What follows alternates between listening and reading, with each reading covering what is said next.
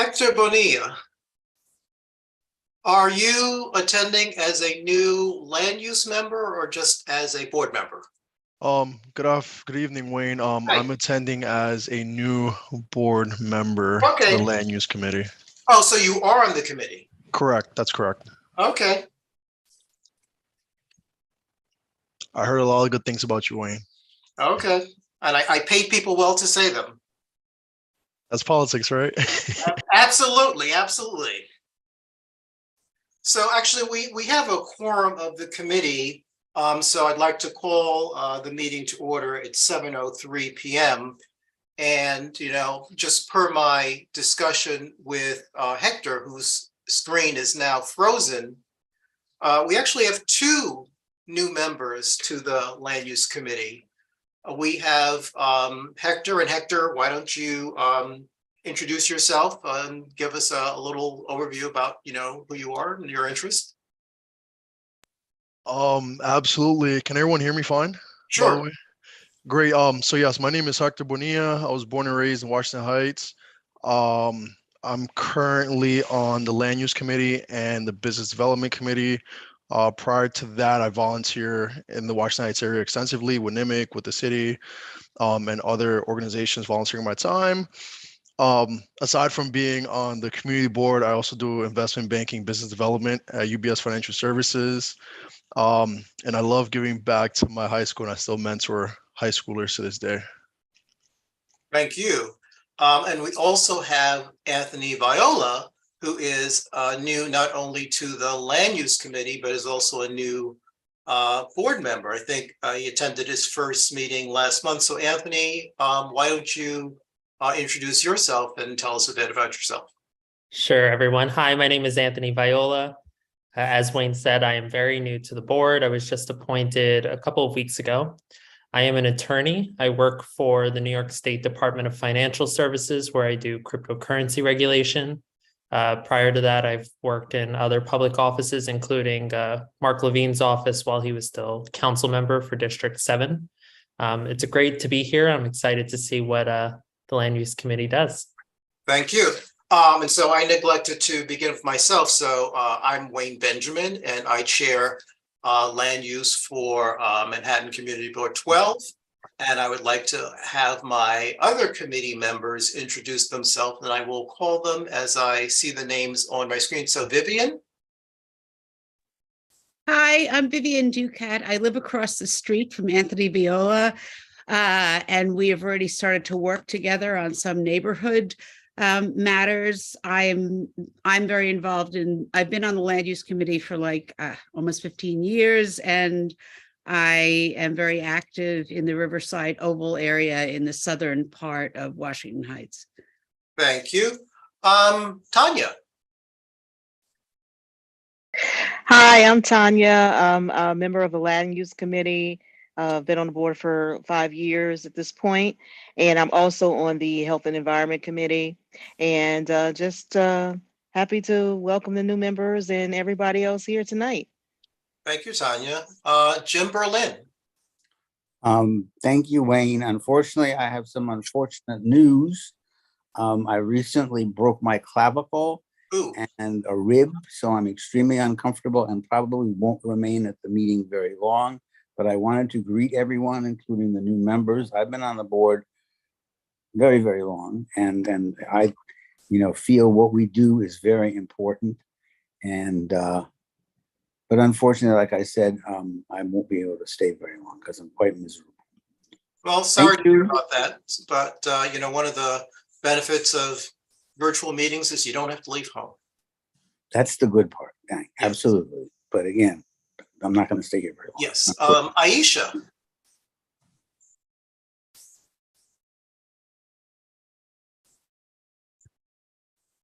I saw Aisha, then there you are. Okay. So I am en route trying to cross over the Cross Bronx. I'm just over the bridge, but my signal's not great. It keeps kicking me off. So hopefully you can hear me.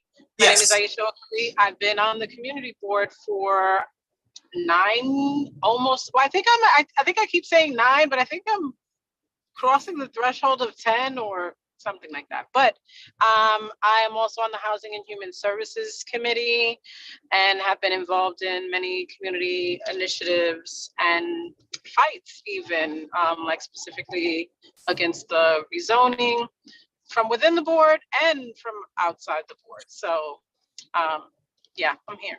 Thank you. Welcome, members. So we were introduced to Hector Bonilla, so we also have Daniel Bonilla.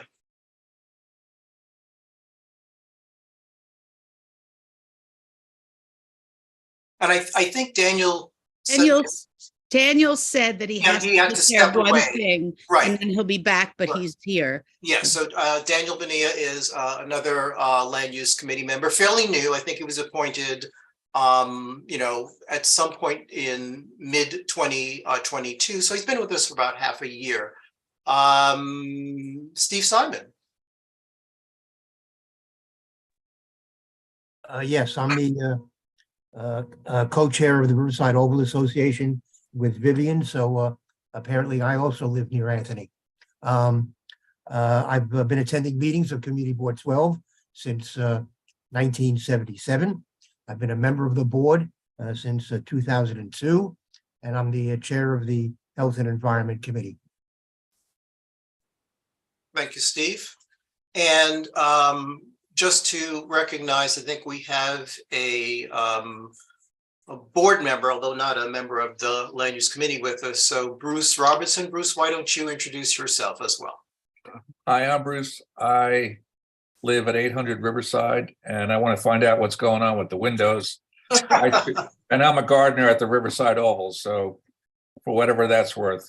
Good. Nice to see you all. Okay, thank you. That's you're being a gardener at Riverside Oval is worth a lot. Well, thank you, Steve. So we have a couple of presentations and a few discussions on our agenda for this evening. It has been suggested that we modify the order of the agenda a bit to allow for the presentations by outside parties to occur before our internal discussions of committee goals and continuing the discussion from last month of strategies for advancing zoning priorities. I don't have an issue with that if other committee members don't have an issue with that. I think it's a good idea.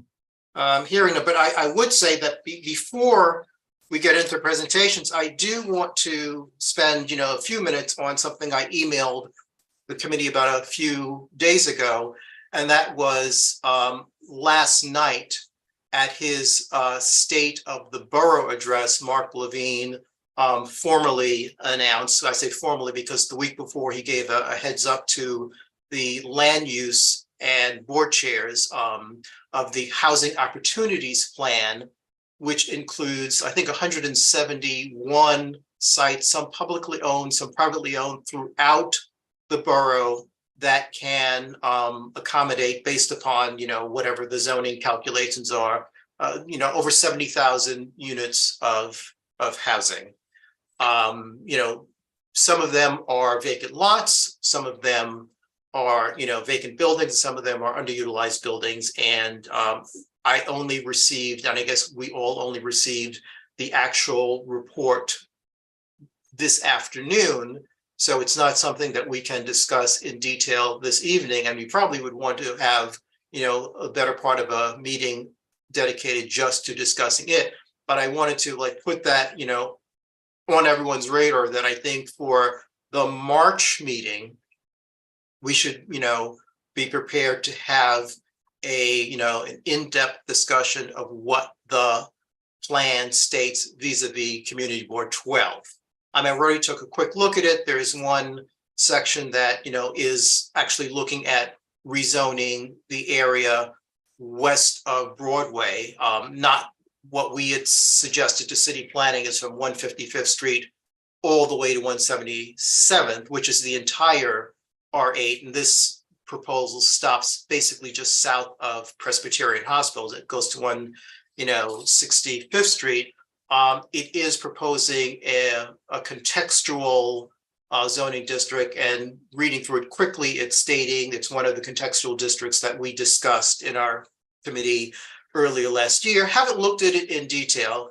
And I also have not been able to, look at on the map where are the sites in Washington Heights that are included. But once again, this is something that I encourage the entire committee to take a look at. If you live near any of the sites, go, maybe you could take some photos. But what the borough president said he is looking for us to do, and it's something that we discussed, in committee, is far too often, we or the community is reactive. We wait until a development proposal comes forth and then we say, oh no, we hate it or we love it. But it's an opportunity now for us to be proactive and, say that if these are sites that the borough president has identified as for potential development, I would say the other thing is, are there other sites that we'd like to recommend they also include? I don't know, Steve, for example, if they included the former Rite Aid site that we discussed with them.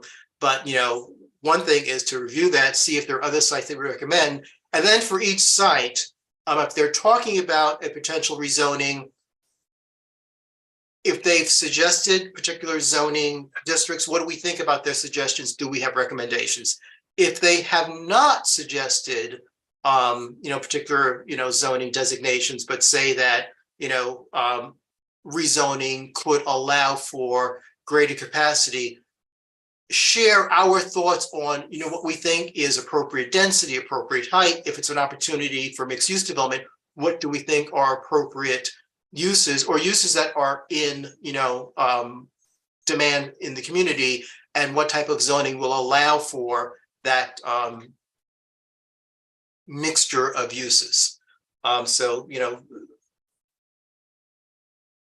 this is an important opportunity. We need to see, how real it is and to what extent, we can shape the proposal so that it incorporates, as we were discussing last month, the community boards and the community's, priorities, in addition to whatever the borough president has, articulated in the report. Steve, I see your hand up. Yeah, I'm glad that, first of all, thank you for sending it to us.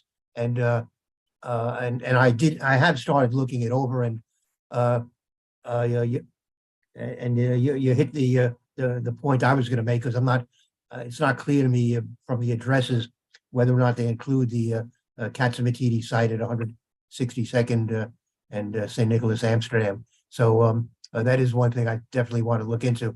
I think this would be a great topic for next month's meeting, and perhaps we could invite somebody from the BP's office who worked on this as a guest speaker, so we could go into it in greater depth. Completely agree. I realize the, committee has not had, much time to digest it, but any thoughts thus far? In particular, I assume that we're all in agreement that this is something that we want to discuss in detail at the March meeting after you've had the opportunity to take the month of February to review it in detail. Committee members, Bruce? Well, Yeah, maybe for the audience, you want to explain contextual zoning versus what exists now? That's not for this meeting, Bruce. We actually did that in detail at a prior meeting. And I think if we would go back to the meeting minutes, that's explained, but just, Thank you. The Reader's Digest version is in, the current zoning that we have, which is from 1960. So we have, or maybe 61. So we have some of the oldest zoning in the country is considered height factor zoning. It means there are no height limits that are imposed by zoning. There's something called a sky exposure plane, meaning at some point, depending on the height of the building, you have to set back so that you continue to allow light and air to reach the street. But as long as you set back and don't break that sky exposure plane, you can go as high as you want. An alternative to that is, just to set the building back. And this is the example of many of the office buildings. And the Seagram's office building was the model for this. You set the building back and you create a plaza in front of the building, and then you can just go straight up. That allows you to, instead of having the building start at the property line, and when I talk about the sky exposure plane, the assumption is the building is going straight up from the property line, and then at some point, whether it's 6 stories or 10 stories or whatever, it starts to set back. Instead, you set the building back at the ground floor, and you create a lot of open space in front of it, which allows you to go straight up because you won't hit that sky exposure plane until you reach a higher elevation. So that's what we have now in terms of zoning, but that's not what we have in terms of the built environment. The buildings in our community, I live in a building that is, I think, 112 years old. It actually predates zoning. There are other buildings that are from the 20s, 30s, 40s. I don't think we have many buildings that were built beyond the 50s and 60s. So contextual zoning would impose height limits. It also requires buildings to start at the property line and to go up depending on which contextual zoning, because there are different, densities, go up to a certain number of stories before you set back. So you would have a building form that is much closer to the existing buildings that we have. That's kind of the Reader's Digest version. But actually, if you go to the community board's website, there is a resource section on zoning. And when we discussed this matter last year, we posted a lot of the reference information on the website. So there's something that discusses contextual zoning versus height factor zoning, and it discusses, some of the, differences in contextual zones. So, that's certainly something we can discuss once again in more detail at another meeting. We can certainly discuss it in the context of this housing plan in March and meetings thereafter, because this will not be a single discussion. There's no way that we can discuss all of the sites in a single meeting. But that's certainly something that it would be, useful to, to have, as background as we get into this further. So with that, I'm going to shift into the 2 presentations. We have a presentation on a revision to the Board of Standards and Appeals application that the board considered actually back in 2017. And just for reference, the Board of Standards and Appeals is an arm of city government, and its role is to, deal with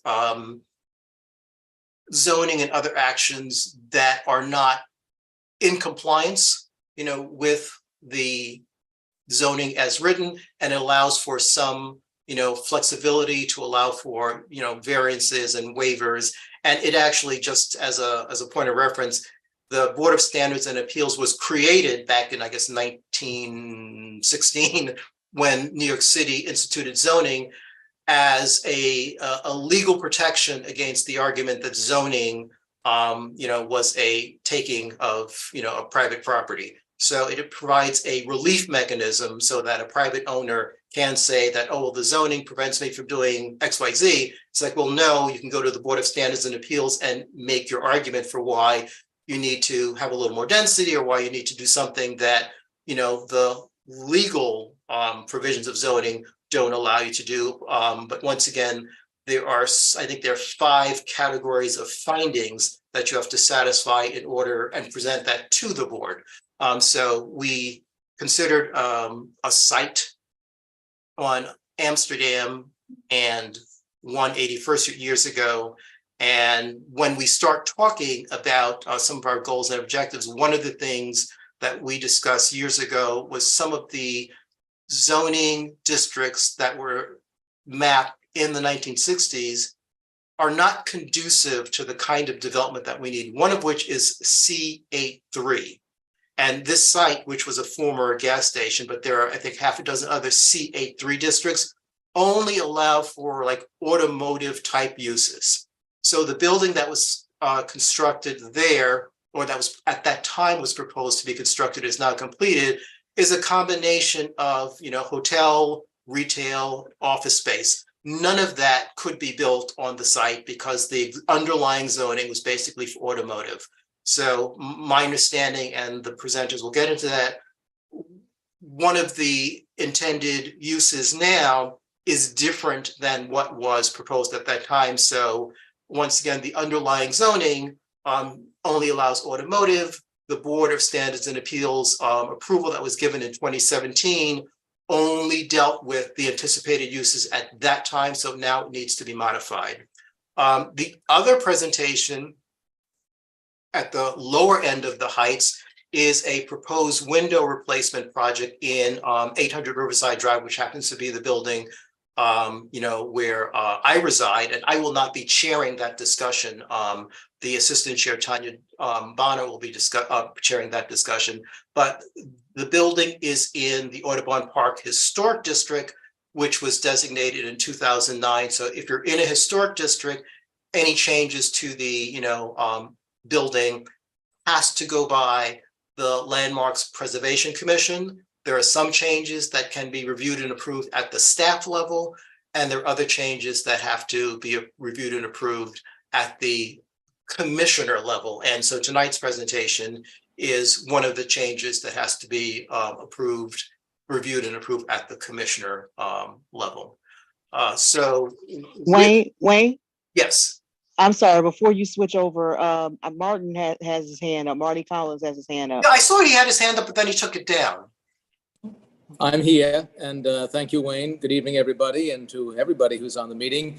I wanted to bring one more lot, which I know is in the community board's sphere, that has been a matter that we've had some discussion about over the last 2 decades, and that is 4849-4855 Broadway, which is a vacant lot between Academy and West 204th Street on the west side of the street, across the street from the Haywood Burns School. The community board did recommend some 18 years ago that a school go there, but the owner, the late owner of that property, was successful in getting the penultimate mayor not to move forward with that proposal, that plan, that recommendation that we made. But that's a ripe opportunity for affordable housing. So Martin, have you been able to take a look at Mark Levine's plan yet? Do you know if that site is in the plan? Did not see it in the site plan that he had for CD12 last night. Okay, so I don't think it's in the plan. right. So Martin, why don't you send me or send us an email with that site and information so that we can, begin to build a list of additional sites for consideration. Copy. Okay.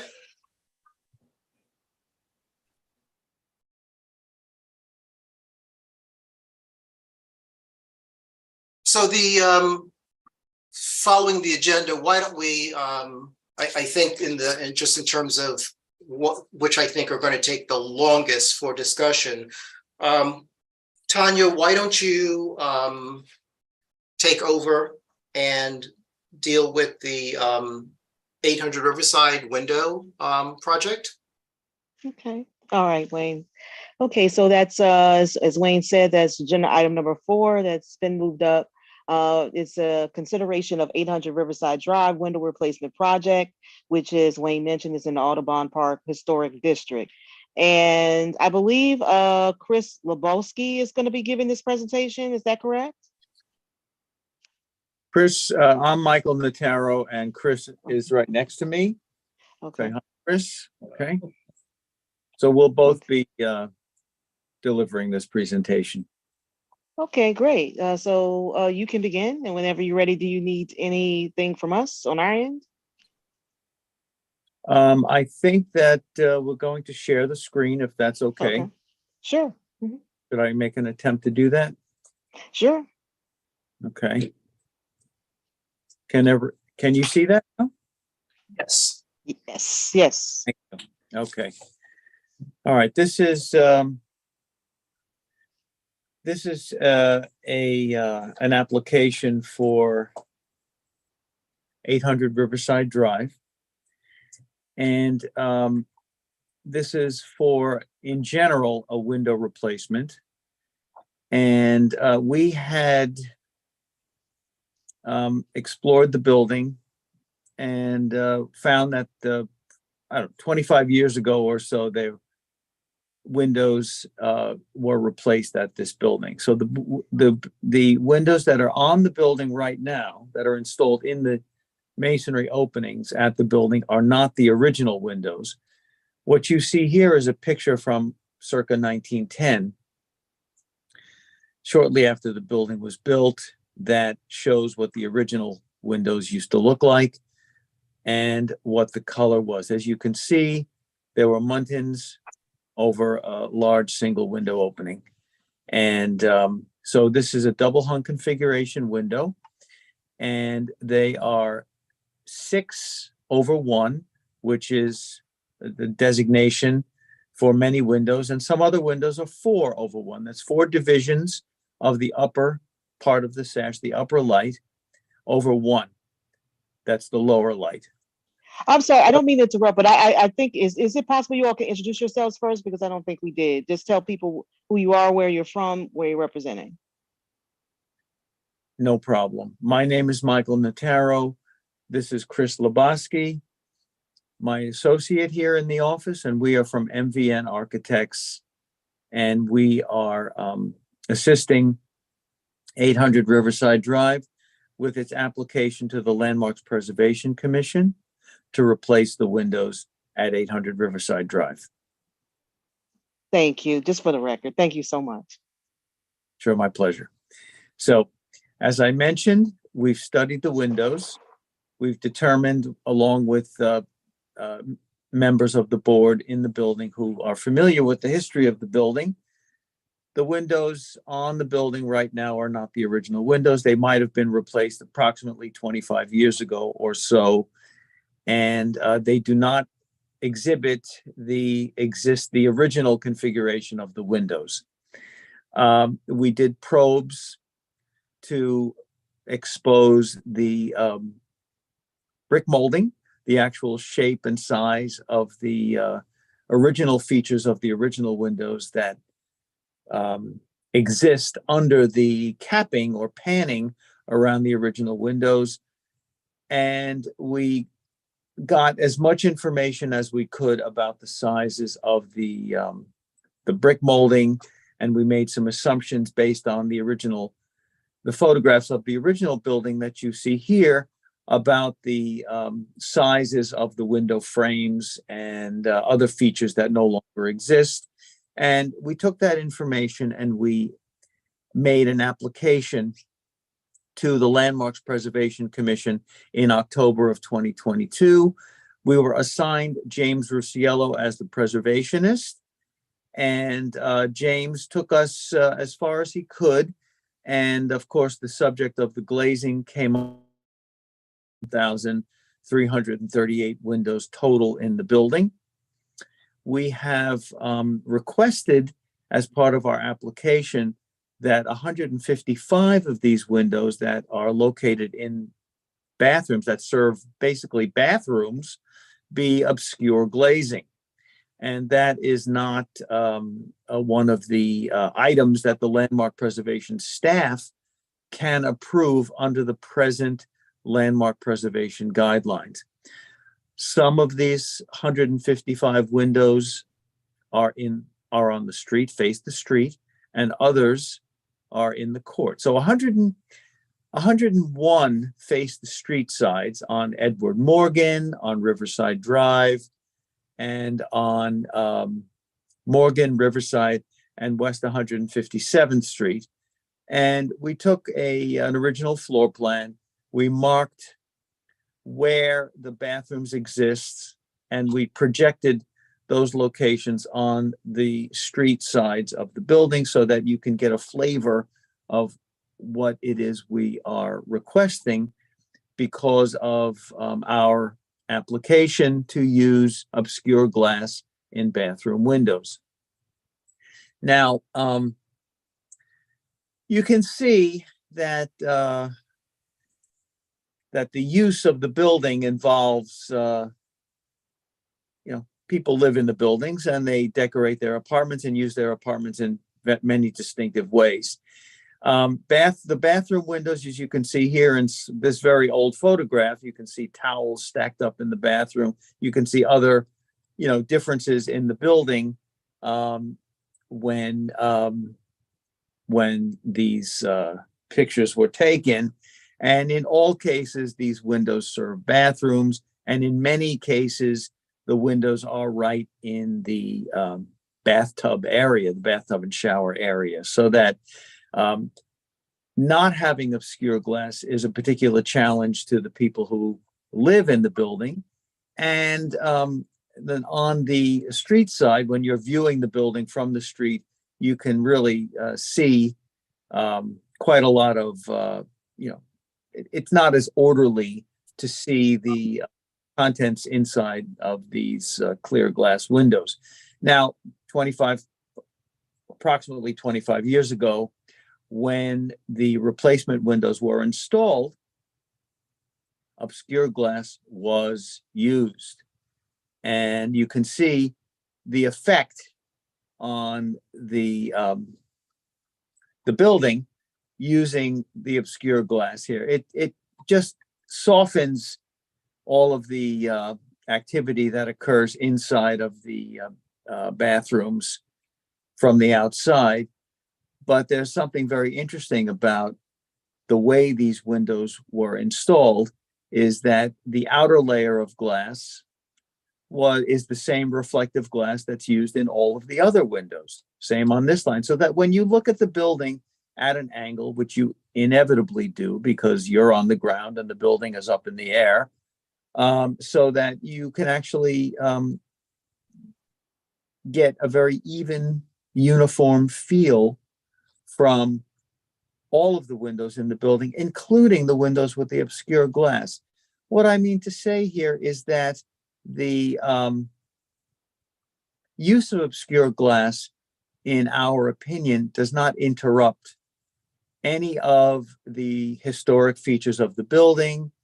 And we would go to argue even that it helps to maintain the orderly aspect of the facade, because it tends to soften the patterns, the shower curtains, the towels that are hanging in the windows, and of course, people in the showers themselves.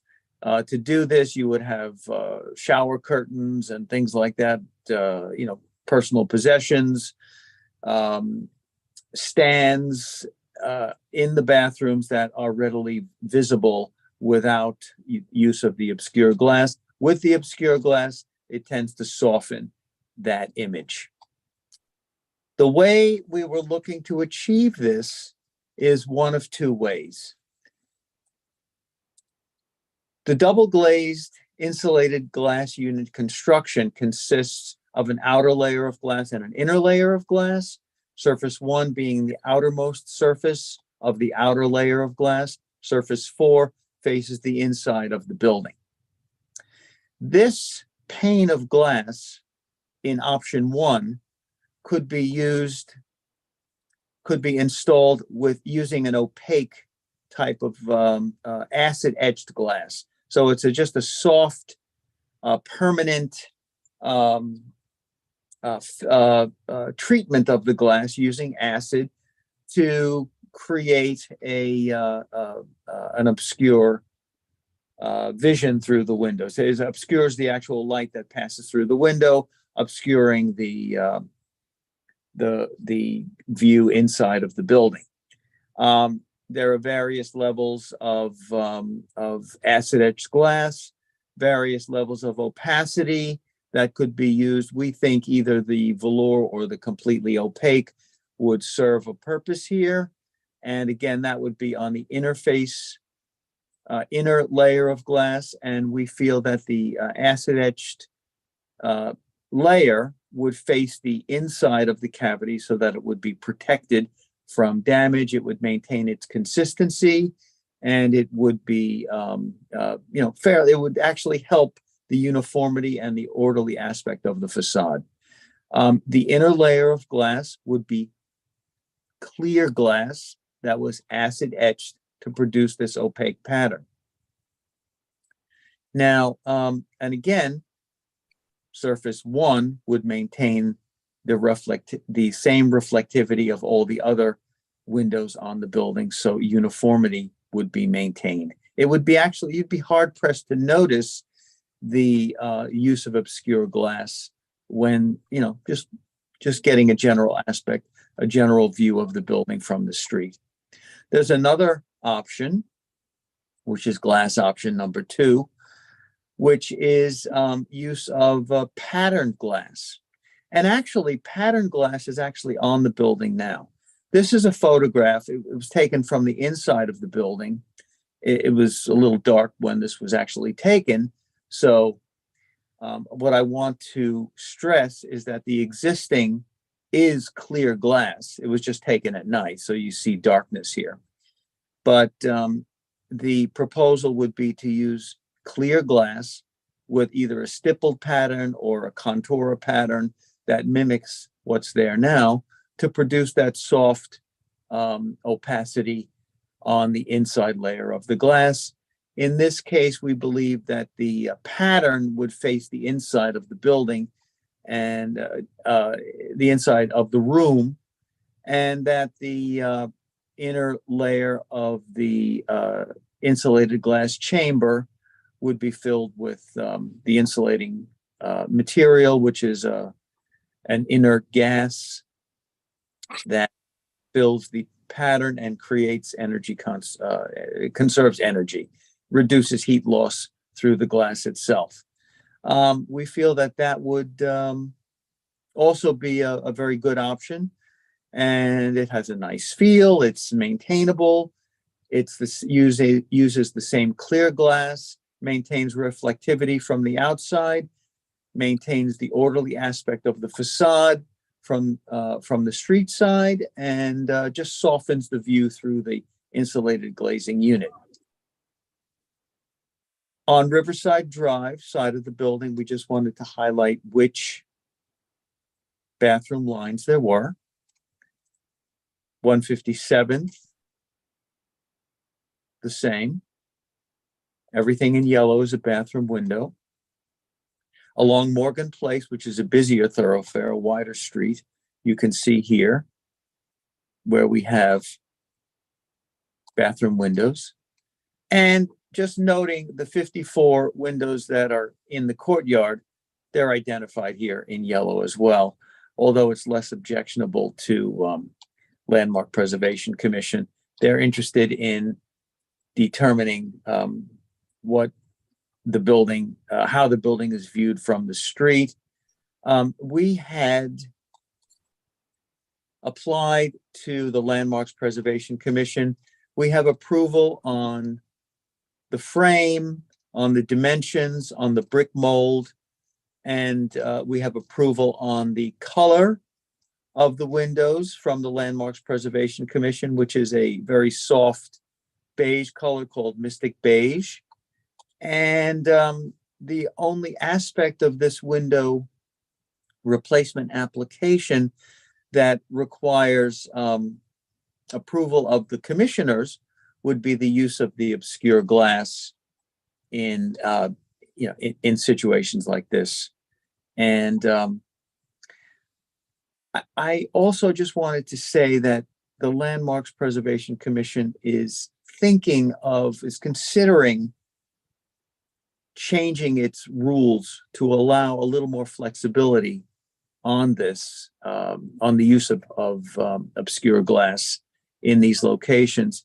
And I think that if we maintain what we're looking at here without, and maintain the historic aspects of the building, put back the muntins as we see here, they may allow a little more flexibility as part of their standard approval guidelines at the staff level instead of having to go to the commissioner. This is what our preservationist, James Rusiello, has conveyed to us, so that it makes this application relevant in a number of for a number of reasons. So that's what we're asking for. That is what we're requesting, first at the community board level, and then we will be, if it's accepted on the next calendar, we'd like to take this application to the commissioners and put forth the same request to them about the use of obscure glass to in the Grinnell. Okay, thank you so much for that presentation.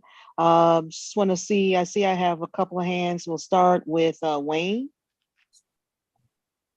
Thanks. I just wanted to provide some background for the committee and the attendees. As I pointed out, I live in the building, and I was on the president of the board in 1990 when the current windows were installed. And at that time, the area was not a historic district, but the shareholders in the building have always been very respectful of the building architecture. And, you know, we have some rather wide windows, like 52-inch wide windows. And we had some recommendations to make them smaller, to split them. And we were very adamant that we didn't want to do anything that would change the architectural integrity of the building. So we have no problem with landmarks preservation, being concerned with the architectural integrity. And as Mr. Notaro said, the existing obscure glass in the bathrooms does not adversely impact the architectural integrity. It doesn't take away. And, you know, with new windows, the intention would be to pick a similar glass so that you really can't tell in terms of reflectivity or anything else, you know, the difference between the bathroom windows and the other windows. I mean, the bathroom windows are the same size on all the street facades as windows in any other room. So for example, my bathroom window is the same size as the windows in my living room and dining room. So in the courtyard, you have the smaller bathroom windows, but along the public areas of the street, we have huge windows in the bathroom. And that's one of the concerns about, you know, privacy. But also, as, you know, Mr. Notaro pointed out, in the bathrooms, you have all kinds of things, you know, hanging, and the obscure glass kind of softens that view. So you don't have people quite, you know, staring into your bathroom. And, you know, this is some, I mean, there are, I think, 1,100 windows in the building. It occupies the entire block. So we have 3 street facades.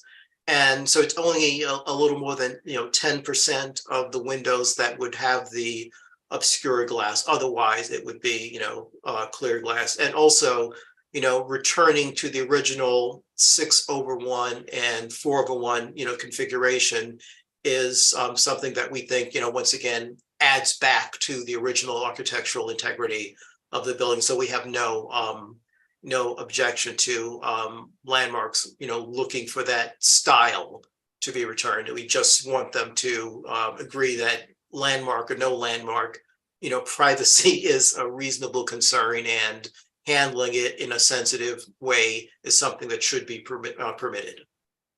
Okay, thank you, Wayne. Steve? Yes, and I must say that this does seem like a no-brainer. It would seem to be logical for the Landmarks Preservation Commission to be more flexible on this point. If I could direct my questions to, was it Mr. Notaro who made the presentation? Yes. Okay. I have 3 quick questions. Did you say that the LPC staff objected to the use of the obscure glass?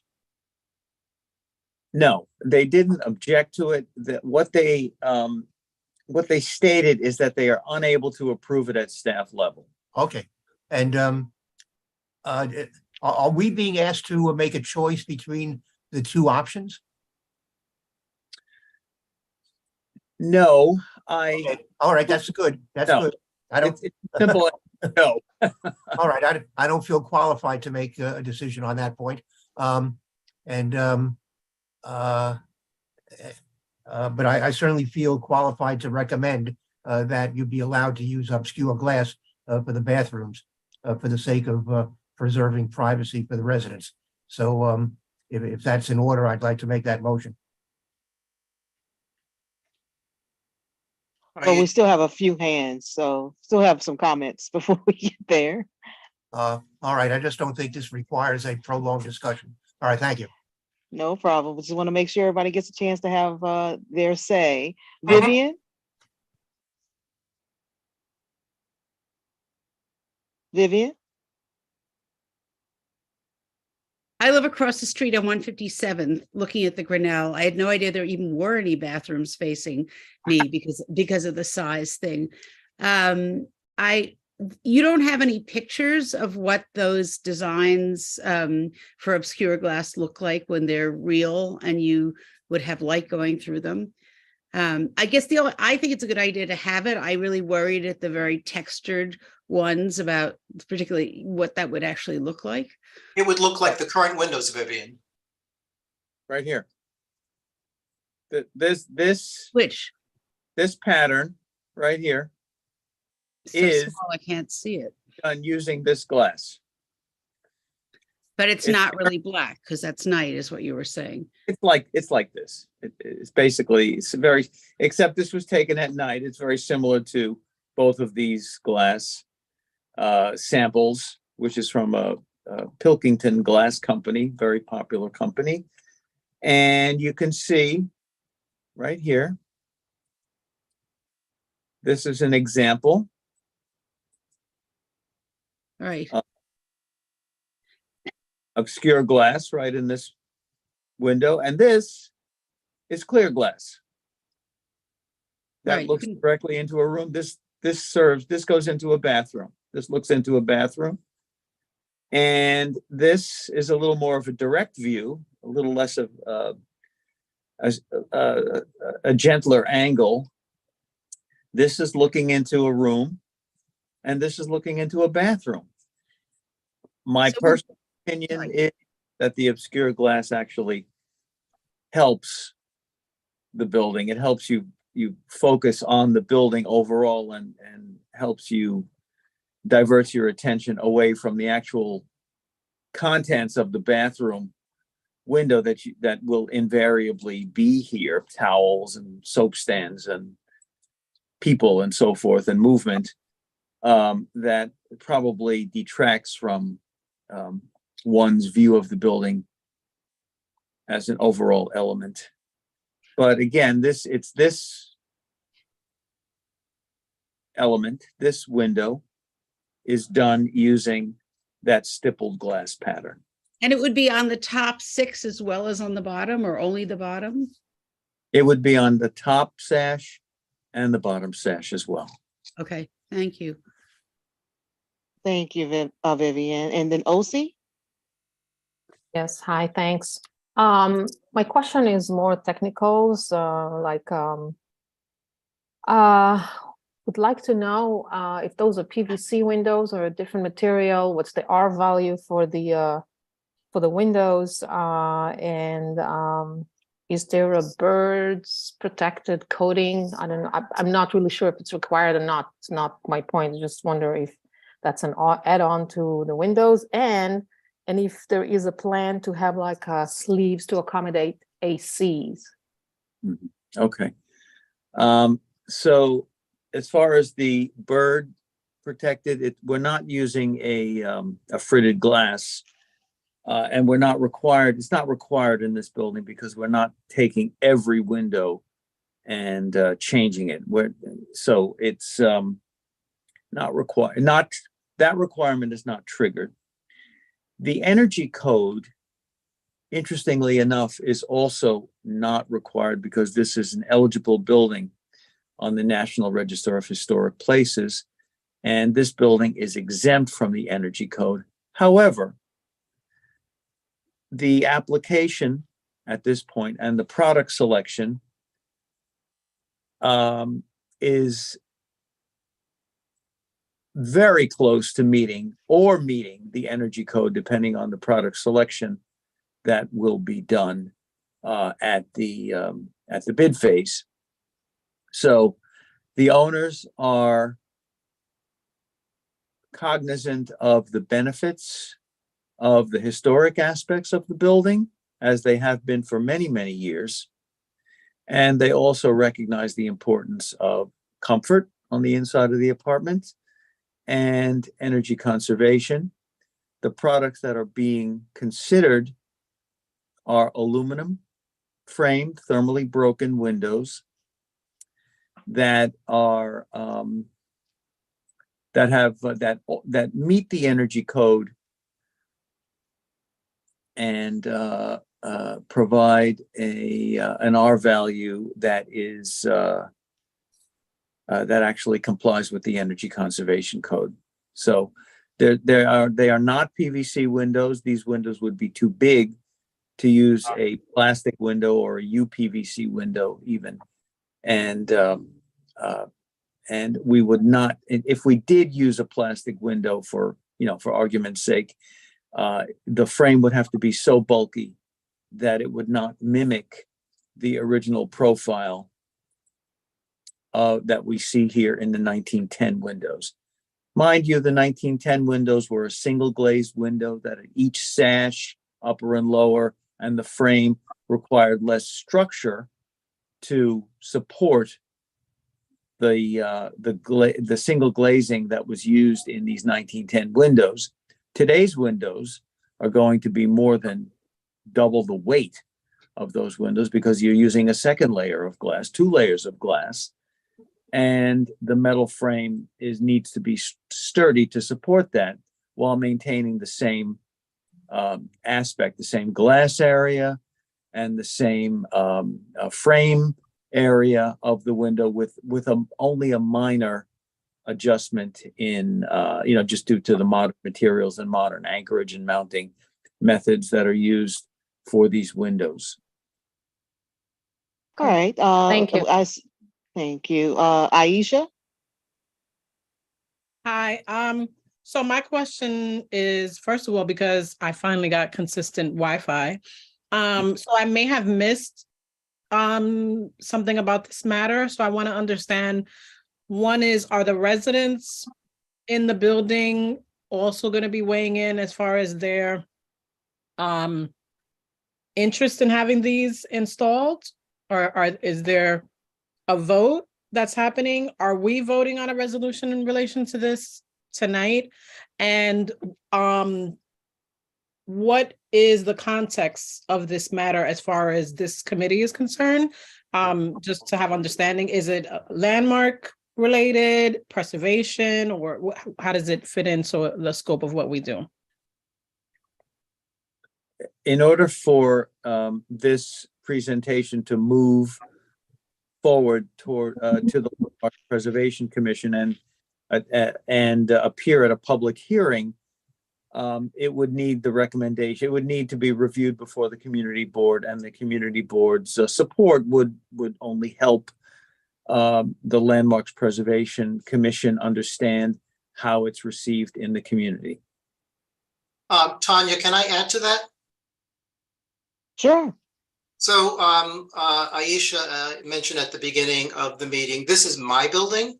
Actually, Bruce Robertson also lives here. So it's 100% resident owned. So yes, we are absolutely behind the window replacement project, and we've been doing our homework and working on it for a number of years. I also mentioned that, the windows that are installed now, I was on the board in 1990 when they were installed. At that time, the area was not a historic district, so we did not need to go to landmarks or even the building department. But since 2009, the building is located in the Audubon Park Historic District. And so landmarks approval is required.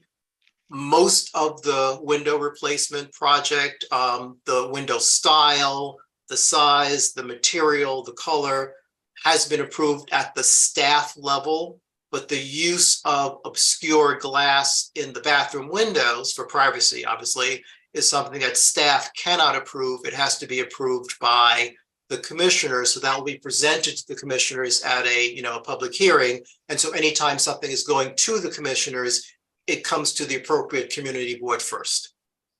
So Wayne, does that mean this building, the building itself before it became a historic district was not landmarked? Correct. Wow, that's shocking to me. It's a beautiful building.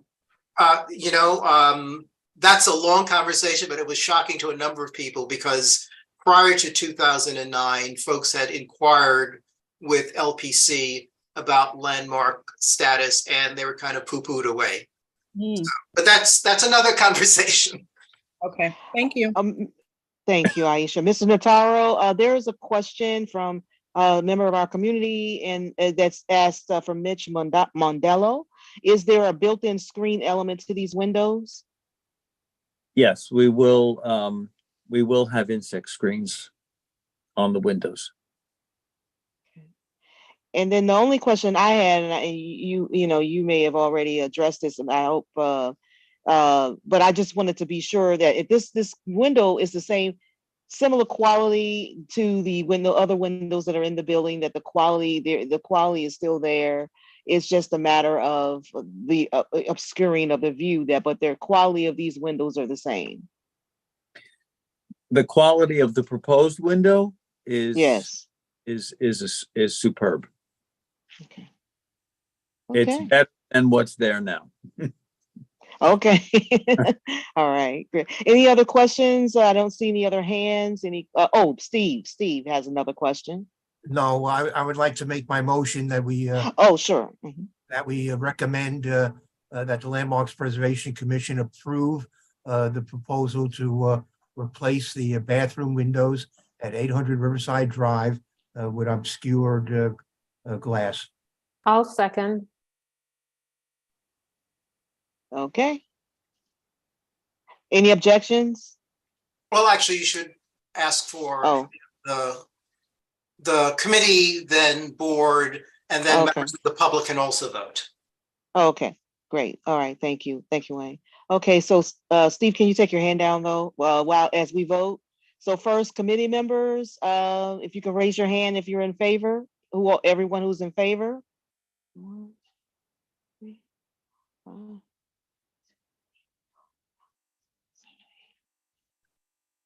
And I have to raise mine.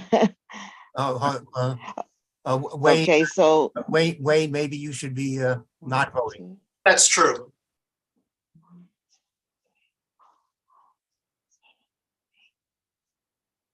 So how many do you have in favor? 6, 7, 8. I have 8 in favor. And Wayne, your hand is not being counted. So I have 8 in favor. I took it down, and I'm actually not voting due to conflict. Okay, your hand was still up though. It is? Yes, it is.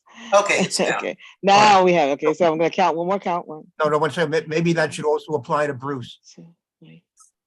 Thanks, Steve. We're withdraw my vote. We haven't gotten to the board members yet. So we're only committee members at this time. Only committee members. So if you're a committee member of the land use committee, please raise your hand if you're in favor.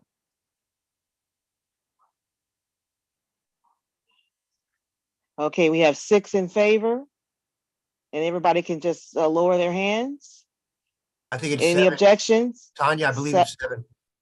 Hold on. I'm sorry, can everybody put their hands up again? I'm sorry, because I counted 6, but we can put their hands up again, please. I'm sorry. Thank you. So put your hands up for what? For in favor? If you're in favor and if you are a member of the land use committee, only if you're a member of the land use committee, put your hands up if you're in favor of the motion. Copy. If the screen share was ended. Yeah, we can take the screen share down.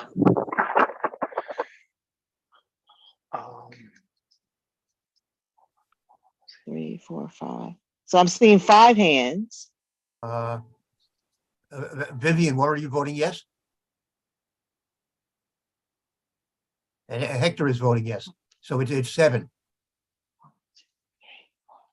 Yes, it's 7 now. Okay, so 7 in favor.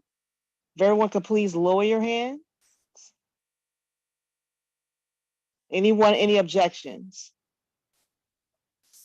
Aisha's If hand you is could, still up. Oh, and yeah, let me, sorry. any objections from the committee? Only the committee, any objections? Okay. Okay, so any board members who are present who are not members of the land use committee? Tanya, I'm sorry. Wayne has to be recorded as not voting. Okay, so Wayne, I'm sorry, yes, thank you. Yes, Wayne so is not, not voting due to Not- conflict. yes. Neither am I, Bruce. When we get to you, Bruce. Oh, I thought you did. Sorry. Yeah, we're just about up to you. Okay, so now we're on board members of Community Board 12 who are not members of the Land Use Committee. If you, everyone who's in favor, if you can raise your hand if you're able to vote.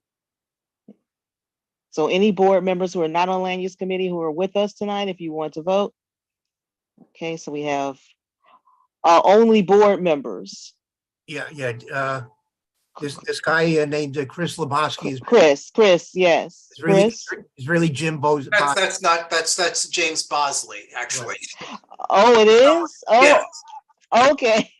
Okay. Okay. So For some that's, reason, the name is showing up, but we see it's James Bosley. Okay, so I have two board members who are present who are in favor. And if you can lower your hands, that would be great. Any objections from non-land use committee board members? Any objections? Okay, recording none. And Okay, any members of the public? No. Well, actually, and it's one Oh. not voting, which is due to conflict, and that is Bruce Robinson. Okay. Okay, sorry. One voting who due to conflict Yeah. is Bruce Robinson. Yes, thank you. Thank you. Isn't there a special category? We've already done that, Vivian. It's not voting due to conflict. Although, just for the record, I'm going to check with our parliamentarian because, I mean, we're residents of the building, so we have an interest in it, but it's not That's a very- financial interest. But for the moment, we're not voting due to conflict. Just Okay. play it safe and don't. We have an aesthetic interest. Does that count? Yes. Yes. So you were skipping the public. No, vote, is now that you're what going saying? to the public. Okay, so are we still recording people who might be in the building and still counting their votes? Or are we Well, asking people who live in the building to not vote? Yeah, people who live in the building should, at this juncture, not vote. Well, actually, I don't know, because they're not members of the committee. So what we might do is break it so you take members of the public who do not live in the building, members of the public who do live in the building, so that we can get a ruling on that, because they're not members of the board. Okay, gotcha. Okay, so let's start with from the members of the public. Hello, everyone. We are taking a vote on this proposal. And if you live in the building, and we're talking about 800 Riverside Drive, and you are voting in favor, you may raise your hand now and we will count your vote. Only if you live in the building. Okay, so I see 3 hands. Okay, you may lower your hands now.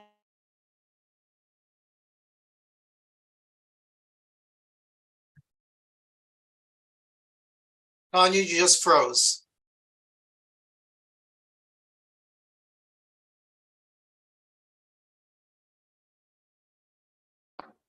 Oh no.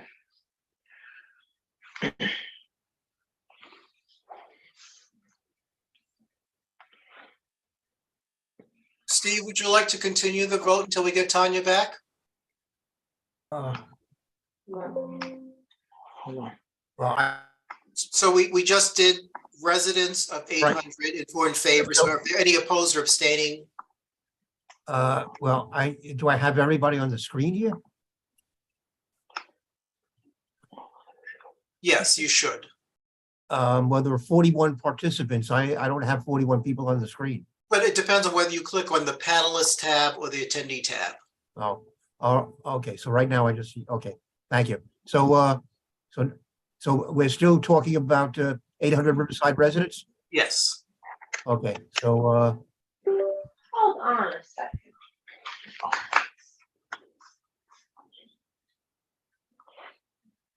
You still there, Steve? I am, but I'm not seeing the attendees.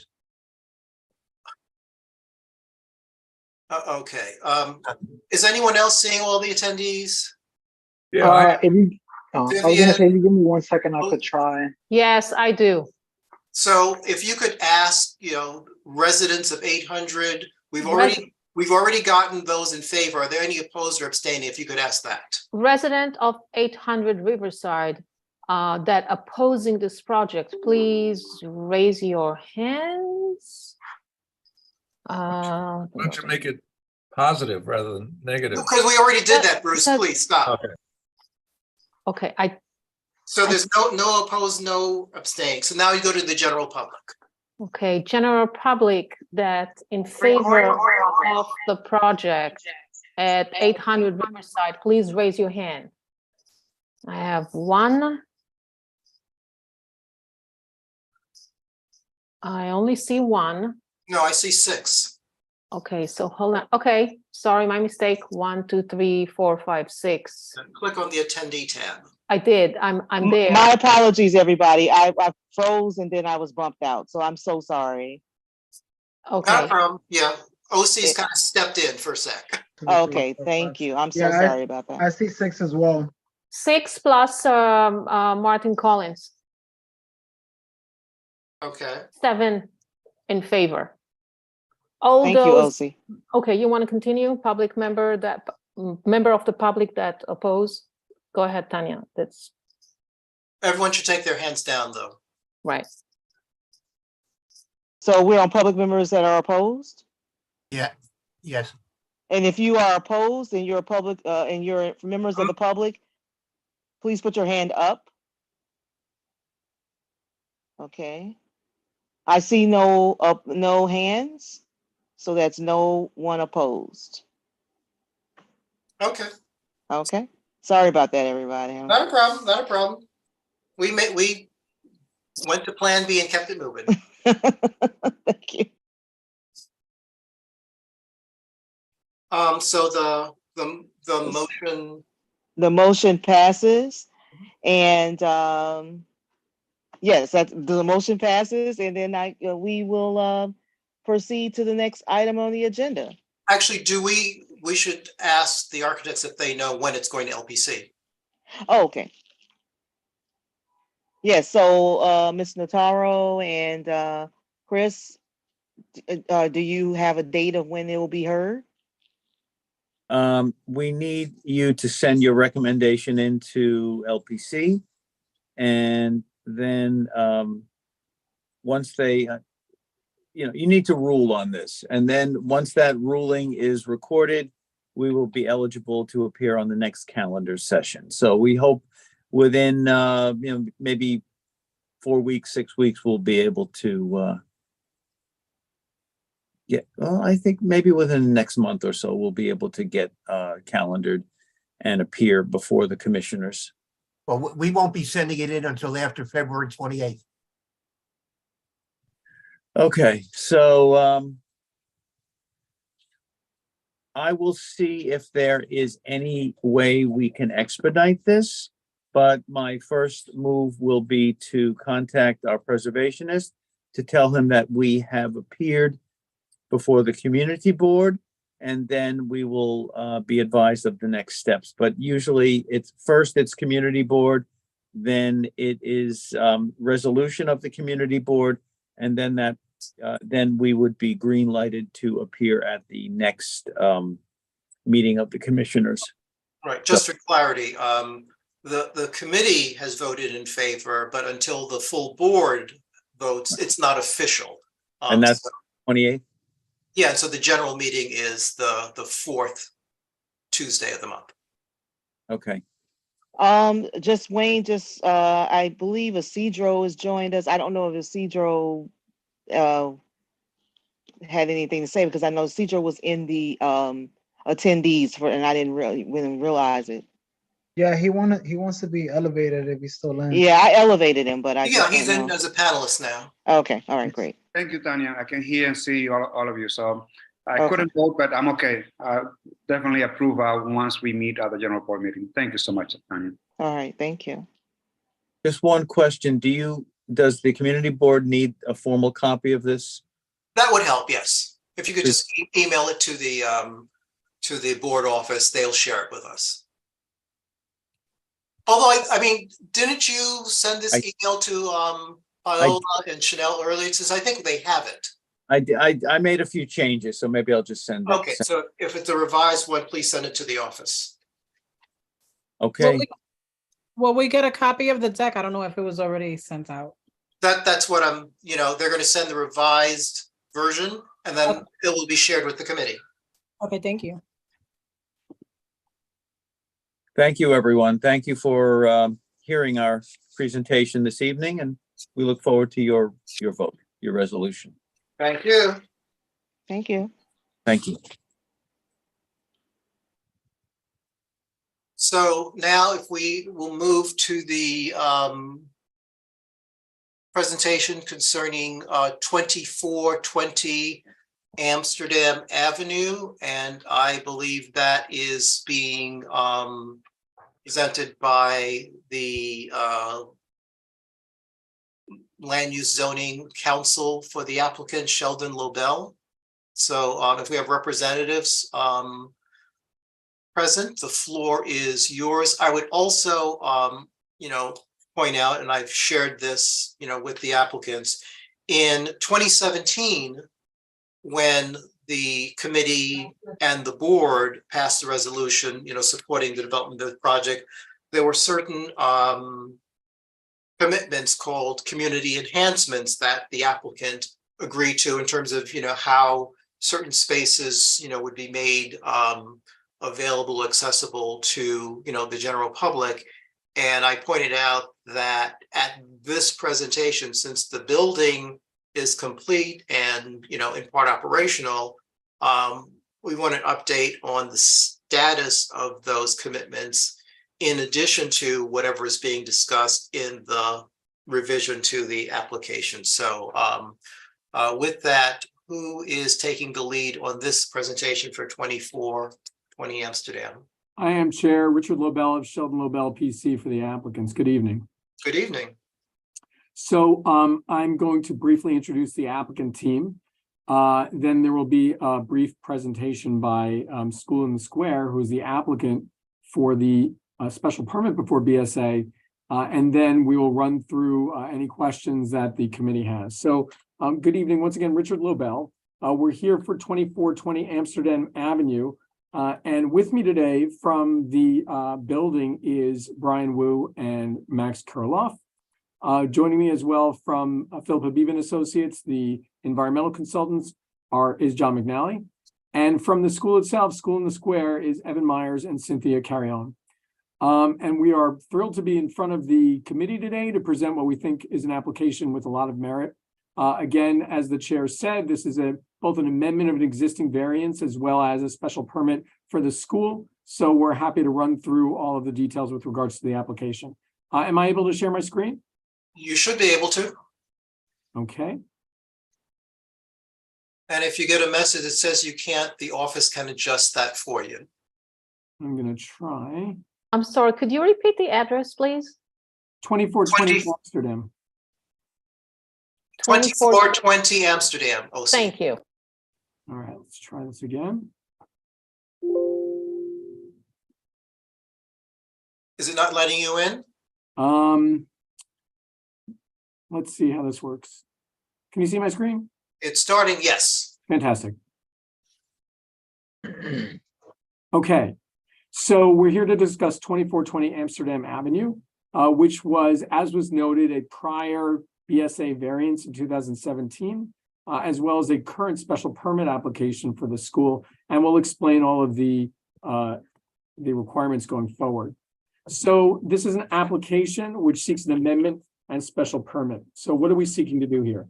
As was discussed, there was a variance granted by the BSA in 2017. It came before the community board at that time, and was approved by the community board subject to conditions. Those conditions are going to be detailed later in the presentation, and Brian and Max can talk about the satisfaction of those conditions.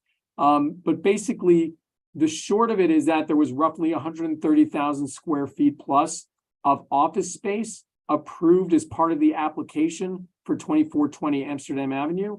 And what this application would do would be two things. The first, it would be to amend that variance to allow for roughly 40,000 square feet of that office space to be converted to school use.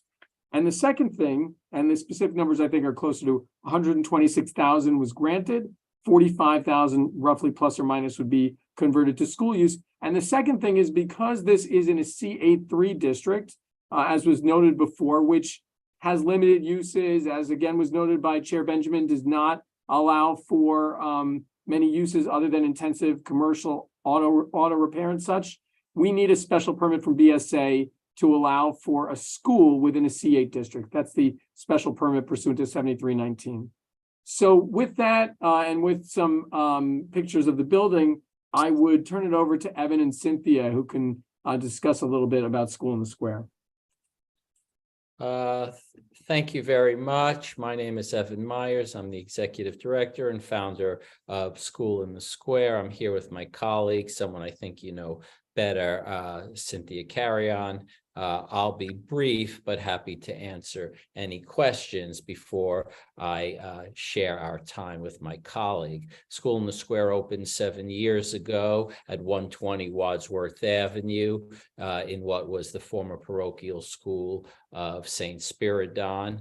And in our time, we have tried to become an important institution in Washington Heights. Subsequent to opening, we opened an elementary school at 108 Cooper Street, and we're here before you today to talk about our excitement to open up a high school in the space of question tonight. School in the Square, named after that image of the public square, is its ethos, community at its heart, believing that a good community will affect the attitudes, actions, and ultimately the outcomes of everybody there. We have tried to be good community members, working with many different other local organizations. And then when COVID hit, we believed that what was walking into our space in the children's metaphorical backpacks was ours to consider. And we have expanded our vision past the math and English class of every day, past the warm, caring environment that we have created to also include a family support program. We are now a primary resource for 1/3 of our families who have some sort of food insecurity, as well as many other needs. We have heard since the day we opened, why can't you open a high school? There are no good local options. I don't want to put my child on the train.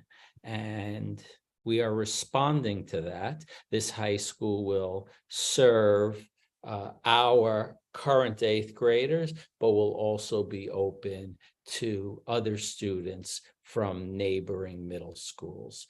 Cynthia is going to provide some additional details, and I am anxious to answer any questions you may have. Thank you. So hi, everyone. My name is Cynthia Carrion. I'm also a former CB12 board member. So it's an honor to be among all of you tonight. So as Evan mentioned, for us, relationships first is a really important ethos of our school. So just to share that over the last couple of years, we've really made our school a neighborhood hub. And so just wanted to highlight a few things.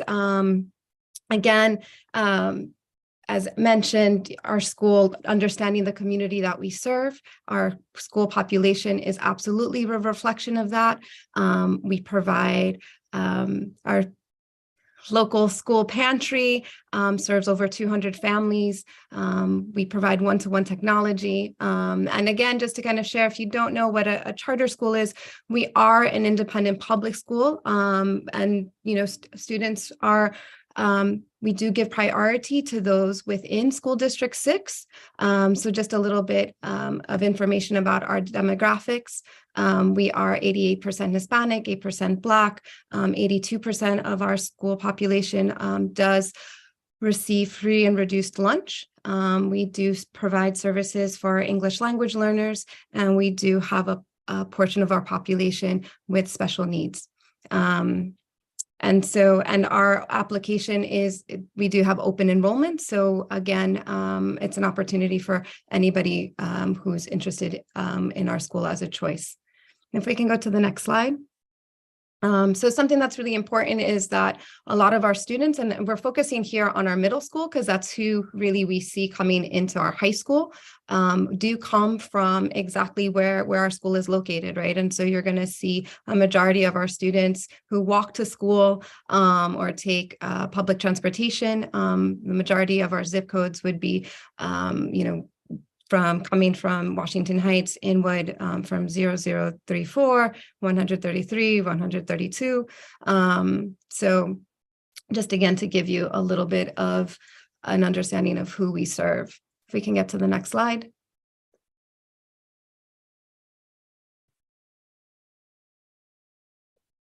Something that has come before us is just, you know, how many students would be coming to our school. And so we are looking at, you know, 98 per grade. We would be starting with 9th grade and growing a grade each subsequent year. So to be a total by school year 2026 to 27, 392. I hope you're all there for our graduating class and to support them. And Good yeah. to see that nobody's dropping out. Yeah.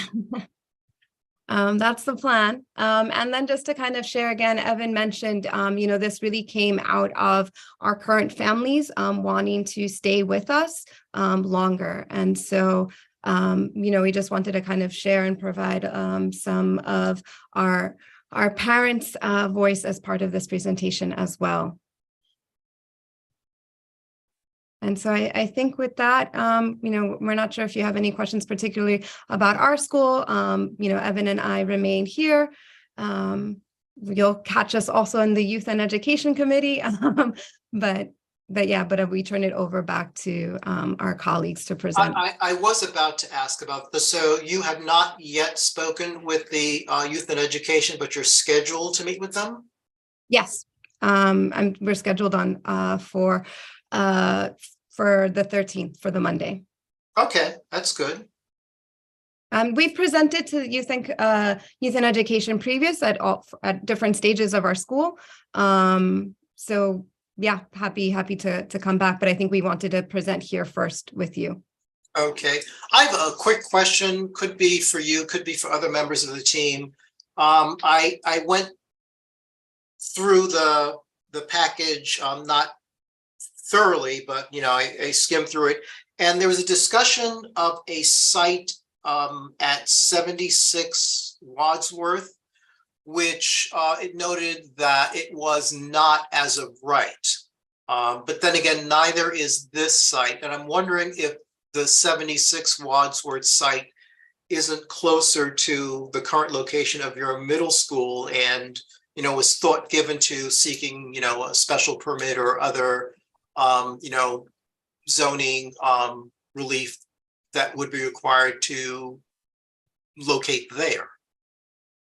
You know, I'll start an answer to that to say the two locations are equidistant, neither far enough away to make a difference. They're both walking distance quite easily, and the larger point being that both firmly located in District 6. Real estate deals are obviously complicated and take in lots of factors. And when it was all considered, the property that we're here to speak about tonight was a far superior choice for the school. So I'm happy to continue with the presentation. Chair, should we do that and then maybe bunch the questions till the end? Yes, please continue. Okay, good. And I'll be as brief as possible, just while going over the relevant facts. And obviously everyone on the applicant team is available to answer questions. So you can see the arrow on the top of the screen that's pointing to the area where the school will be located. I'm going to fast forward 2 screens to the area map. So you can see one of the reasons that we need to be before the board and before BSA is because to the north of this grayish line, which kind of goes through the center of the site, that's a CA3 district, as was discussed, along 181st Street.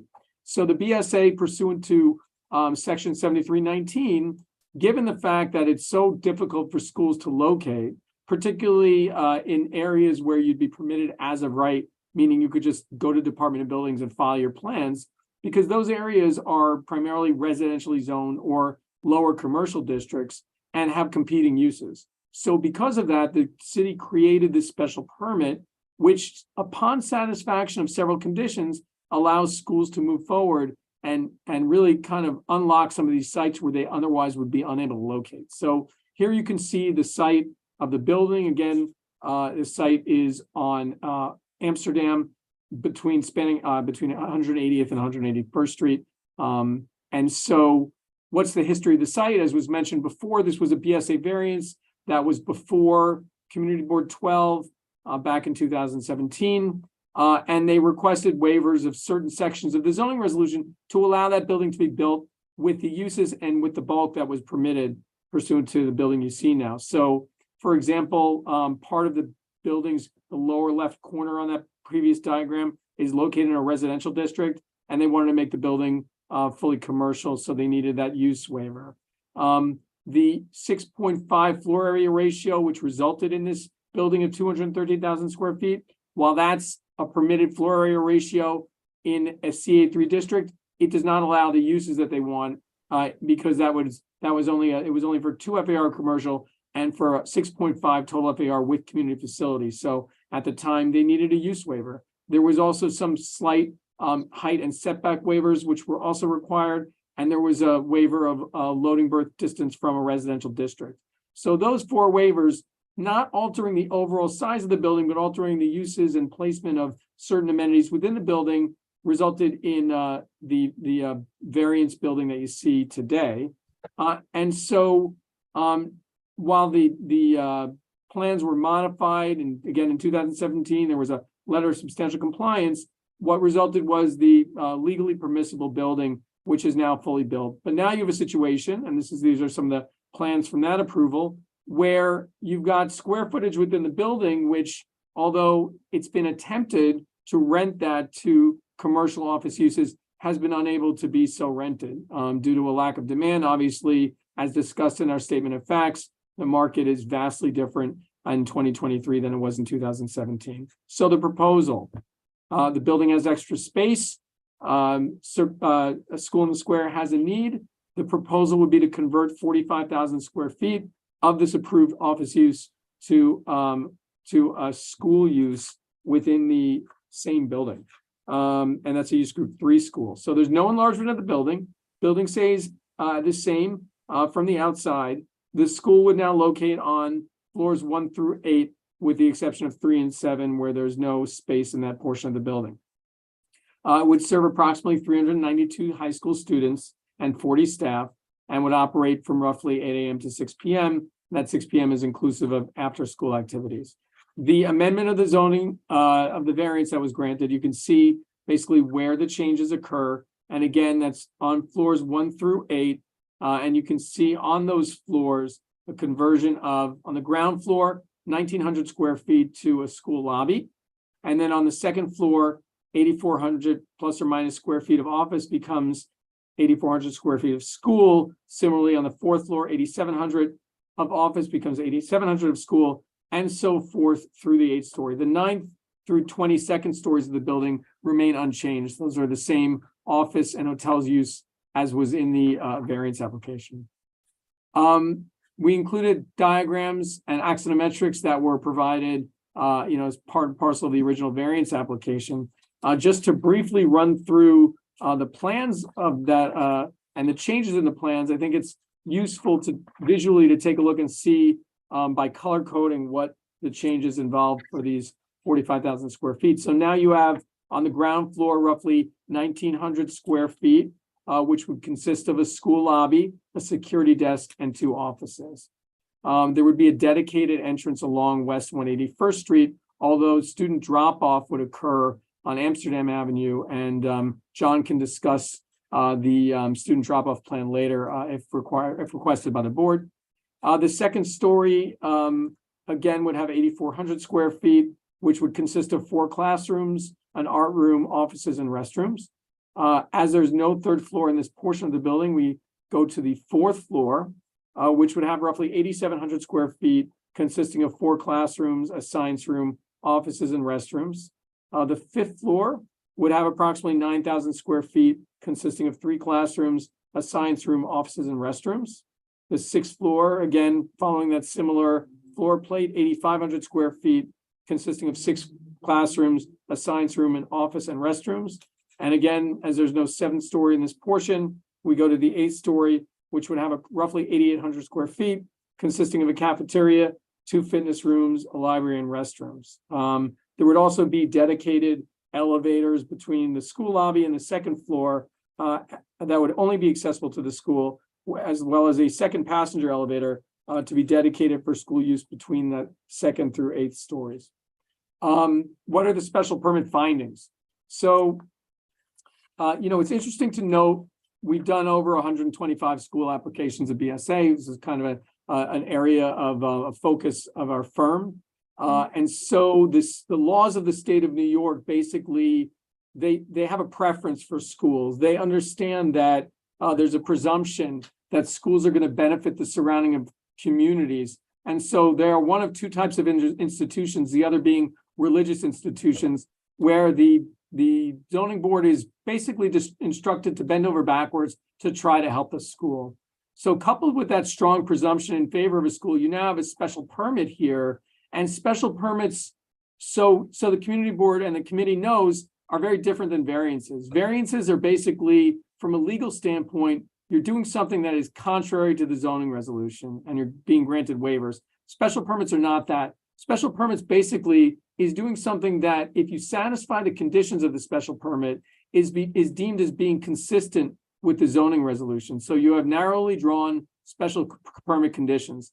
If you satisfy those conditions, it has been described as an obligation of the board to grant the special permit. Here, there are 4 findings. Number 1 is that within the neighborhood to be served by the school, there's no practical possibility of obtaining an adequately sized site where you can locate as of right. And we're going to go through each of these in turn. The B finding is that the school is located not more than 400 feet from a boundary of a district where you could locate it as of right. C is an environmental finding that there's adequate separation from noise, traffic, and other adverse effects from the surrounding non-residential districts. And that can be achieved through the use of sound attenuating wall, window construction, or adequate open areas. And the 4th finding that the movement of traffic through the street on which the school is located can be controlled so as to protect children going to and from the school. This is a finding where the BSA relies upon the Department of Traffic for a report. We've been meeting with them for months, and they are on their way to approving this application as well. So again, with regards to the findings and understanding the lateness of the hour and not wanting to impose upon the board's time, there was a letter submitted with the application materials that demonstrated that the school looked at roughly 7 or 8 different sites. It's a tall order to find a space with 53 to 60,000 square feet at a rent of $50 per square foot. There were reasons why none of the sites worked. This site offered new space. Not all of these we're able to give that new space and configuration that's required by the school. This site is located within walking distance of the middle school. The community has demonstrated a need for new school seats, and ownership has agreed to provide an offer within the school's budget and time frame. We note that the time frame here is extremely expedited. We are attempting to get kids into the school within the school year of 2023. So it's a tall order, and there's really not a lot of opportunities, which is why we're so anxious to file and to move forward with the application. I would also note, again, just as a matter of public record, going back to where you can locate a school, we did come to the community board in 2020 with this adjacent site to the school. You may remember at the time, Chair, this was the Wynn Charter School, which at the time the community board issued a recommendation approving that application.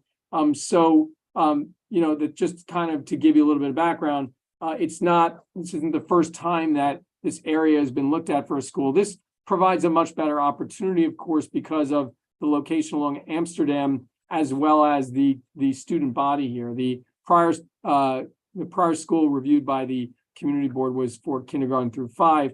The older kids here would be better able to take public transportation, including the subway.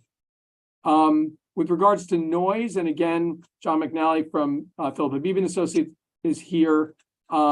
There were detailed environmental studies and noise studies that were done in 2017.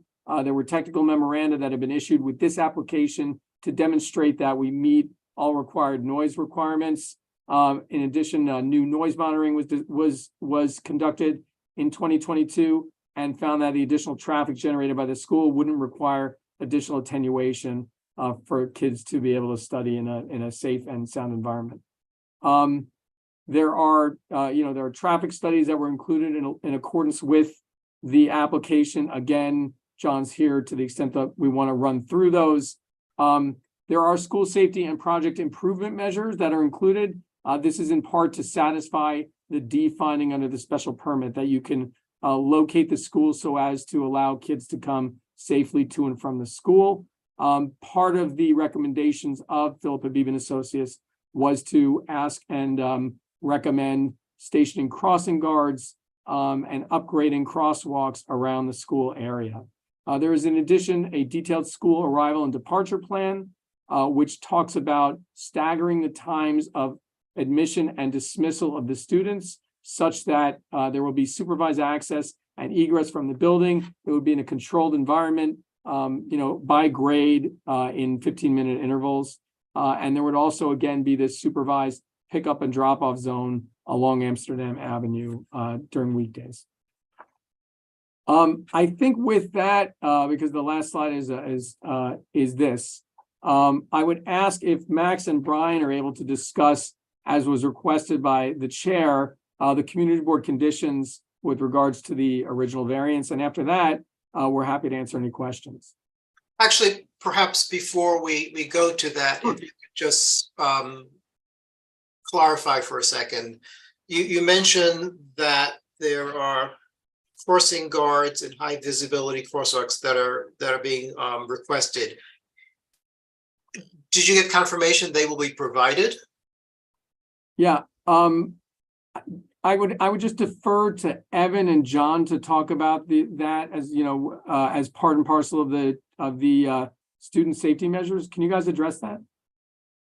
Sure. So as part of the request, request gets put into the NYPD. They get sent this operational school safety plan that sort of demonstrates the need. It demonstrates how many pedestrians, and in this case, school students, would be expected to use each of the crosswalks. And then they are then responsible for allocating crossing guards. And the school isn't operational yet, but what's the process, and do you know where that request is, in NYPD's process? Is there something that the community board needs to do to opine on whether, this is something that should be provided? Wayne, we would love the support of the community board to help advocate. We have parents that are also extremely ready to also help advocate for that. So I think that we're we're trying to get our ducks in a row for that. We are giving NYPD or the 34th precinct some time to respond, and then would love to kind of come back and, you know, see how we can support that request. Okay. Okay, so again, at the chair's discretion, I could have Brian and Max address the community board conditions on 2420. Please. No, could we hold this until we finish the discussion about the school application? That's certainly workable. Sure. All right, thank you. So I think that that concludes this portion of the presentation, and we're happy to answer questions. So if you could stop sharing, that would allow me to see my committee members. But just staying on the, you know, as you're doing that, the, you know, matter of safety. When I initially saw this, I was, you know, concerned about locating a school at the corner of Amsterdam and, you know, 181st, because it's, you know, there's a lot of traffic. However, reading through it, you know, it's a high school, not an elementary school. And I went to high school on 2nd Avenue. You know, and 57th Street. So that was a busy area as well. But maybe you could just spend a little more time to discuss what the comments have been. There was some correspondence, I think, from DOT on, you know, what they were looking for, what their comments are. And also looking at the floor plan, you know, even 98 students per grade and growing to nearly 400, the school lobby is very small given the capacity. And has any thought been given to maybe grabbing some additional space in the adjacent, you know, retail area to have a lobby that can better accommodate the student population? Yeah, I'd ask John to just start with a conversation about DOT, and then maybe we can, you know, maybe the school can talk a little bit about the lobby. Sure. So just briefly, you know, we've presented our initial analysis to DOT. We're still waiting for additional feedback from them, but they haven't had any major objections to date. Yeah, but they did initially ask you to move the entrance from 181st Street to Amsterdam. And the response was that, you know, and I guess maybe it's because of what the rental plan is, you can't move the entrance, but the drop off is going to be on Amsterdam, not on 181st. So they did have some initial comments. Right. So the drop off cannot be located on West 181st Street because of the amount of buses that come through. Their concern was that if parents are picking up and dropping off students there, it's going to affect traffic, affect public transportation in the area. So the plan would be to put the pickup and drop off zone along Amsterdam. And, you know, again, these are high school students, so we think they're very capable of walking around the corner to the entrance on West 181st. Vivian? Yes, if you've got a quarter special needs students, I don't know if you're limiting what you have or kinds of issues that people have. What about school bus parking? That is there space for that? Yeah, so I don't know, Evan and Cynthia, if you can just talk about the process whereby special needs students get to school. So there's a few different things on the table at the same time. So trying to address them all. We all remember high school, and there is no busing for high school students unless they are special needs. So just starting there. 2, you know, high school students, of course, move freely around the city and the neighborhood. Very few parents are picking up, if any, in high school. That doesn't mean there's not a lively coming and going in the school of, you know, family members and community members. But in terms of a daily drop off and pickup, that's just, you know, inconsequential at high school.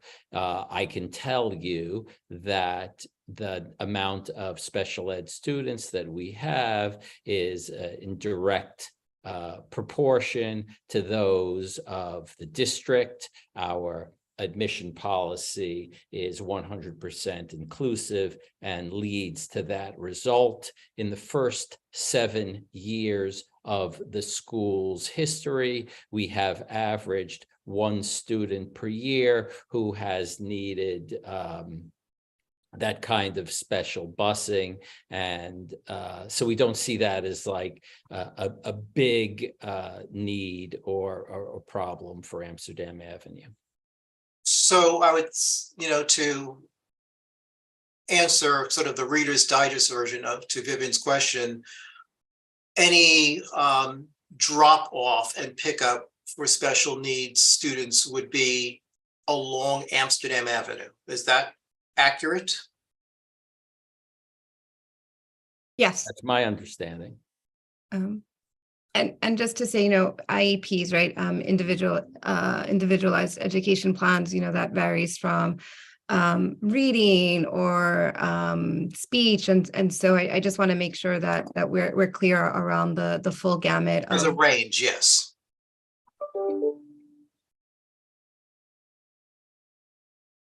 Anthony.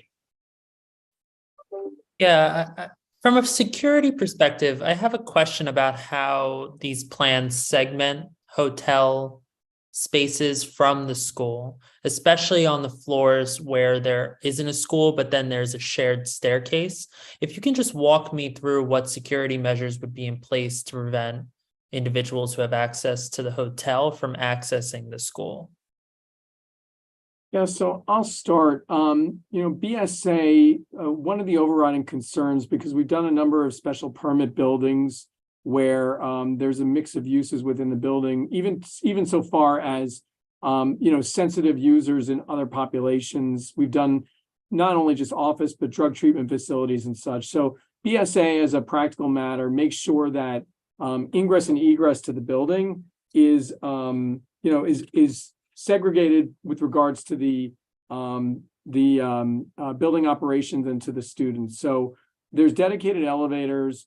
There's elevators where key fobs are required to in order to operate on the school floors. And then importantly, with regards to egress stairs, there's an egress stair which is dedicated to the school. On the shared egress stair, the entrances to the first through eighth floors to the school are equipped with panic bars, so that anyone who's in an unauthorized way and in a non-emergency situation is seeking to gain entry through those entrances would result in an alarm. So there's very close safety monitoring in that regard, and this is something which BSA makes an absolute. They understand that while there's a tremendous benefit of the special permit in terms of allowing schools to locate in spaces that they may not otherwise have access to, that there also is this concern of the larger commercial and industrial communities. So we appreciate the comment, and it's something which is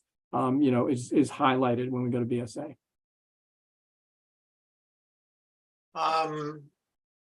Daniel Bonilla. Sorry about that. It sounds like a great idea, but I'm like not too much of a fan about this. One is like the very, very busy area. Two, there's a clinic right behind that area. Three, putting high school students like in an office space.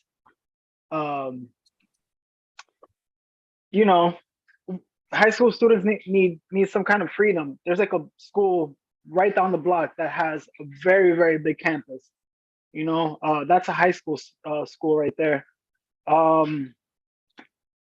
I also want to know, like, what kind of like curriculums are they like teaching in this? Like, is it like kind of like a trade school? Is it just like a regular high school? Is this I don't know. I'm all for schools. I'm not for a school in such a busy area with all the surrounding things, a hotel, a fire department right across the street, a place where drug users can go and safely do drugs. There's a park across the street. There's a skate park across the street.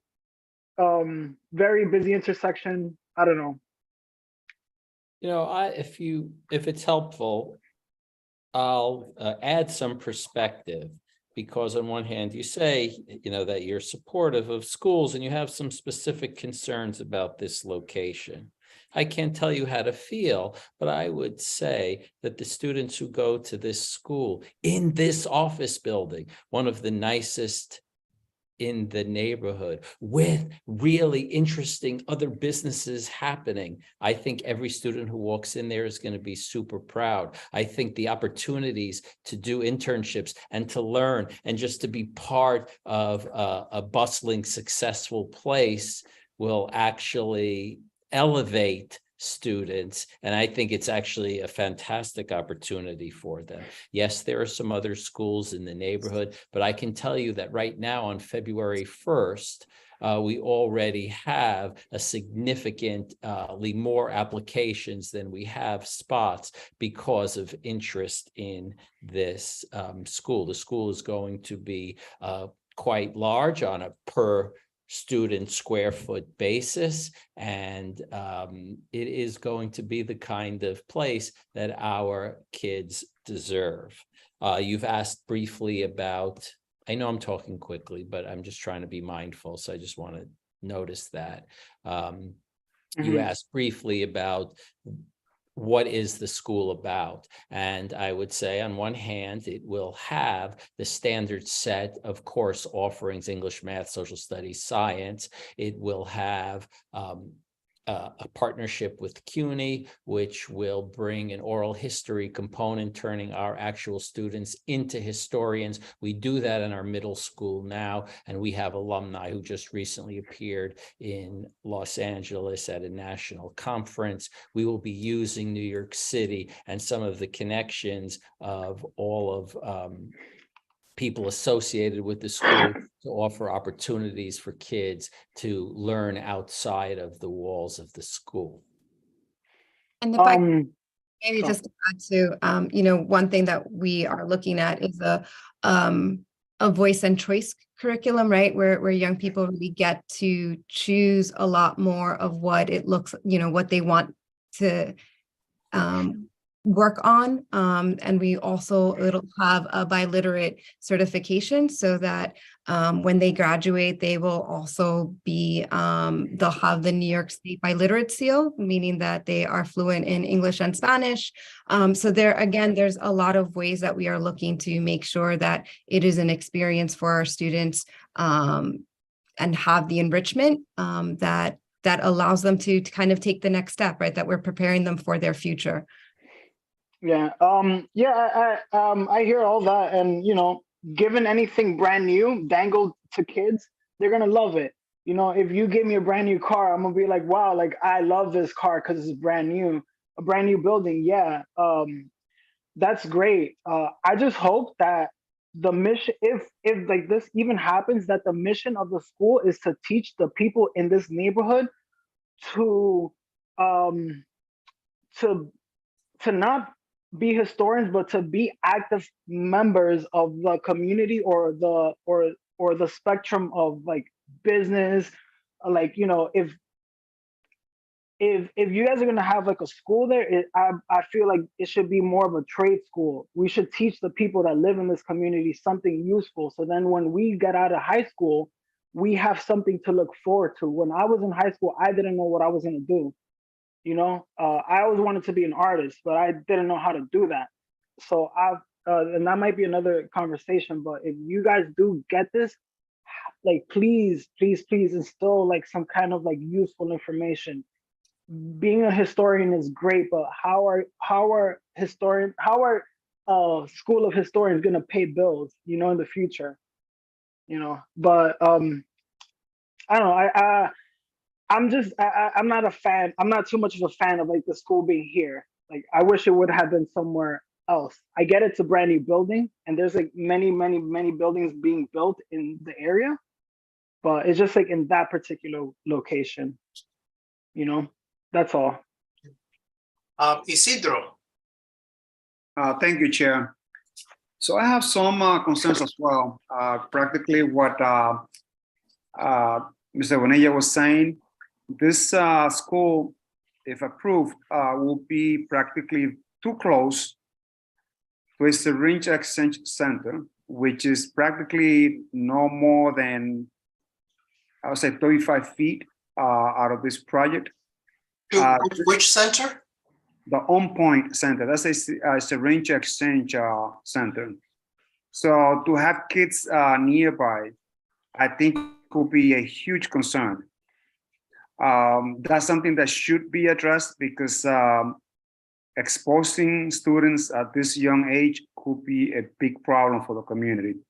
Secondly, I believe that you should also check the fact that there are 2 or 3 liquor licenses there, and there is a limit for schools to be in place. There should be at least 200 feet away from the entrance of the school. And this, I don't know specifically the idea that this is a space that can be used for school because there isn't a demand for office space. That's what was stated earlier. But my understanding is that the office is located on the tower, not on the lower levels that it goes from 1 through 8 as you are requesting. Thirdly, we do have a request chair from DOT with a new bike lane that is going to be installed on 181 bridge, where a lot of parking spaces are going to be taken out around 182nd Street in Amsterdam. And I'm wondering the fact that we're going to have teachers coming in looking for parking spaces. How would that aggravate the parking issue around 181? Certainly, a school will help the small businesses in the area because teachers will be, I'm sure, buying lunch and breakfast around the area. That's going to help out, hopefully, some small businesses. But the nature or the possibility of having school with 3 pending issues, which are the parking issues, the On Point Center, and also the liquor licenses. These are things that should be addressed. The loading and unloading of students also is a problem because you have a hotel that has already designated spot for hotel loading.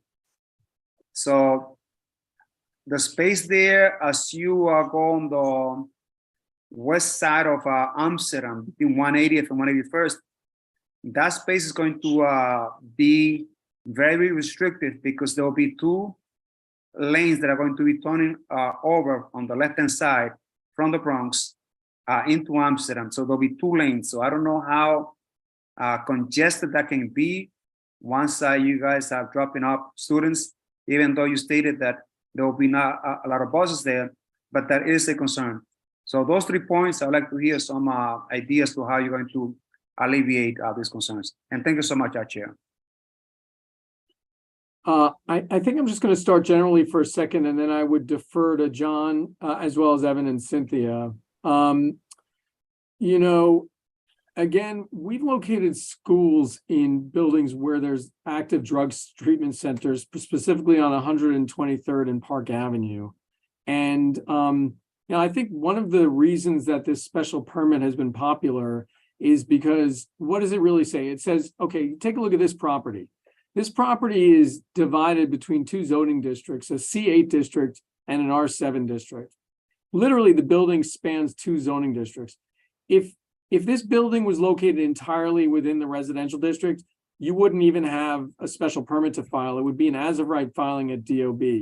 The fact that it's partially within a C8 is really what causes the need for the BSA special permit. So it's solely focusing on the use, and the special permit is very specific about what's looked at in terms of the findings, what the school has to assert before BSA. It's basically you're located within 400 feet of a residential district, and this one meets that criteria because the building is literally located partially in a residential district.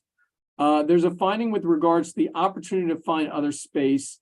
And then there's these 2 kind of environmental local concerns regarding school drop-off and safety, as well as noise attenuation. So they're very specific. Special permit's very specific. I would just kind of note that the opportunity to find a space like this, where you're literally going to be devoting roughly 120 to 130 square feet per kid in a built building that's able to be utilized within literally 7 months is, it's just, you just don't find it. So I think I want to just say that we appreciate the concerns that are expressed by the committee. I think each and every one of them we can address in turn to the committee, but I just want to make sure that we just want to focus everyone's attention on what the nature of the BSA special permit is. When the chair talked about variance applications and the findings you have to make, there's like 5 very technical findings that need to be made before you get a variance through. This special permit is not like that. It's basically what we just talked about. So again, I think I'd probably have Evan and Cynthia talk a little bit about safety of the students, and kind of, because you're also dealing here with School in the Square, which has, some deep operating experience in terms of other locations. And then maybe John wants to weigh in a little bit on the traffic concerns. Yeah, I just want to point out, I've chaired land use for CB12 for like 20 years as of this year, and we've dealt with a number of BSA applications, and we understand, special permits. So what I heard Isidro said, and I would reiterate, I grew up in Manhattan. I went to like high school, on a busy avenue, but going beyond the technical or the legal requirements of the special permit, what I heard was something that was questioning sort of the environment within which we're placing the students. And, quite frankly, the students who live in the area, they're going to the park, they cross the street anyway. But, do we want to have a high school or a middle school, elementary school in close proximity to, a drug treatment, program? I used to work in economic development and community development in all of Upper Manhattan, and East 125th Street, one of the things that impacts it more so than West 125th Street is there are a lot of methadone clinics that are located like near the Metro North or whatever, and that impacts other uses in the area. I know we had similar conversations when we were talking about the Wynn Charter School, and I believe other committees, had fruitful conversations to discuss it. So it's not focused, what I didn't hear him say, it was not really focused not on the technical aspects, but what is the thinking of the team in terms of the environment within which students are being placed? Yeah, and I do really appreciate all of these questions. I think that these are questions that we are also, as a school community, now I'll be really honest, right, grappling, right? Our middle school is a block, like 2 blocks away from this location. We're on Wadsworth and 179th. I'm very, I've got folks from the corner project on speed dial sometimes, right? We have had issues with, members of the community, members from outside who come, sometimes pass out on the stairs of our school, right? This is the reality of some of our schools in Washington Heights, but we work with our community, right? We also know, and I served on Parks Committee, that usage changes the environment as well, right? We know that we worked with our parents, we worked with our community, we worked with the 34th. We have, we talked about lighting, we talk about what patrolling looks like, we talked about what family interactions look like. We have sweeps. We also have a super busy street, that corner on 179th going on to the GW. I mean, and listen, we've also, if you want to help us get a crossing guard there, we're really open to that as well. I guess I say, we are absolutely members of our community, and we want to see our community uplifted. We want to be a factor for all of our residents to feel good, right? Highbridge Park is right across the street, and we want to see that utilized. We are talking about how we can make those partnerships. We're working with Yeshiva University. We want our students to feel pride in the community that they live in. We know our families want to feel fully engaged in this. Like Isidro, I want to work with the bid, right? We've reached out to the bid around our school, around trying to get more sweeps to help clean up, that corner of 179th. We want our Whiska's coming, the West Side Campaign Against Hunger. Sanger is also coming to that neighborhood. It'll be, a block away. We want our students to also be engaged in what the production of food insecurity looks like. So I guess I say, these are challenges not just for our school, but for our community. And we want to be part of that conversation. I think that this is absolutely a larger conversation. And we want our young people to like have a say. What does it look like to have a safe community? How do we build a safe community? So I guess I don't necessarily have all of the answers for all of these questions, but I can say, for parking, we also, we see that with our middle school. We see that with our teachers. A lot of our teachers do park. I mean, if they are parking, try to find, do park in the parking garages. A lot of them take public transportation. So I think that there is, something to be said to, we can go over that. We are growing one grade at a time. So it wouldn't be all 400 students, all 4 grades at once, but that we will be learning and growing with that community, and that we hope to work with Community Board 12, work in partnership with all of our different community partners, including NIMIC, to see how, how do we address this? Because I don't think that it's constantly like, no, it's a very densely populated part of our city. And so I think that we're open to lots of different ways to find that. The liquor store, we also have vaping, right? We have a lot of the bodegas and the delis that are also enticing young people with a lot of this. And that's something that's also concerning to us. So I guess that we're here to say we understand that. We're absolutely going into this wanting to partner and wanting to beautify our neighborhood in this process. Simon.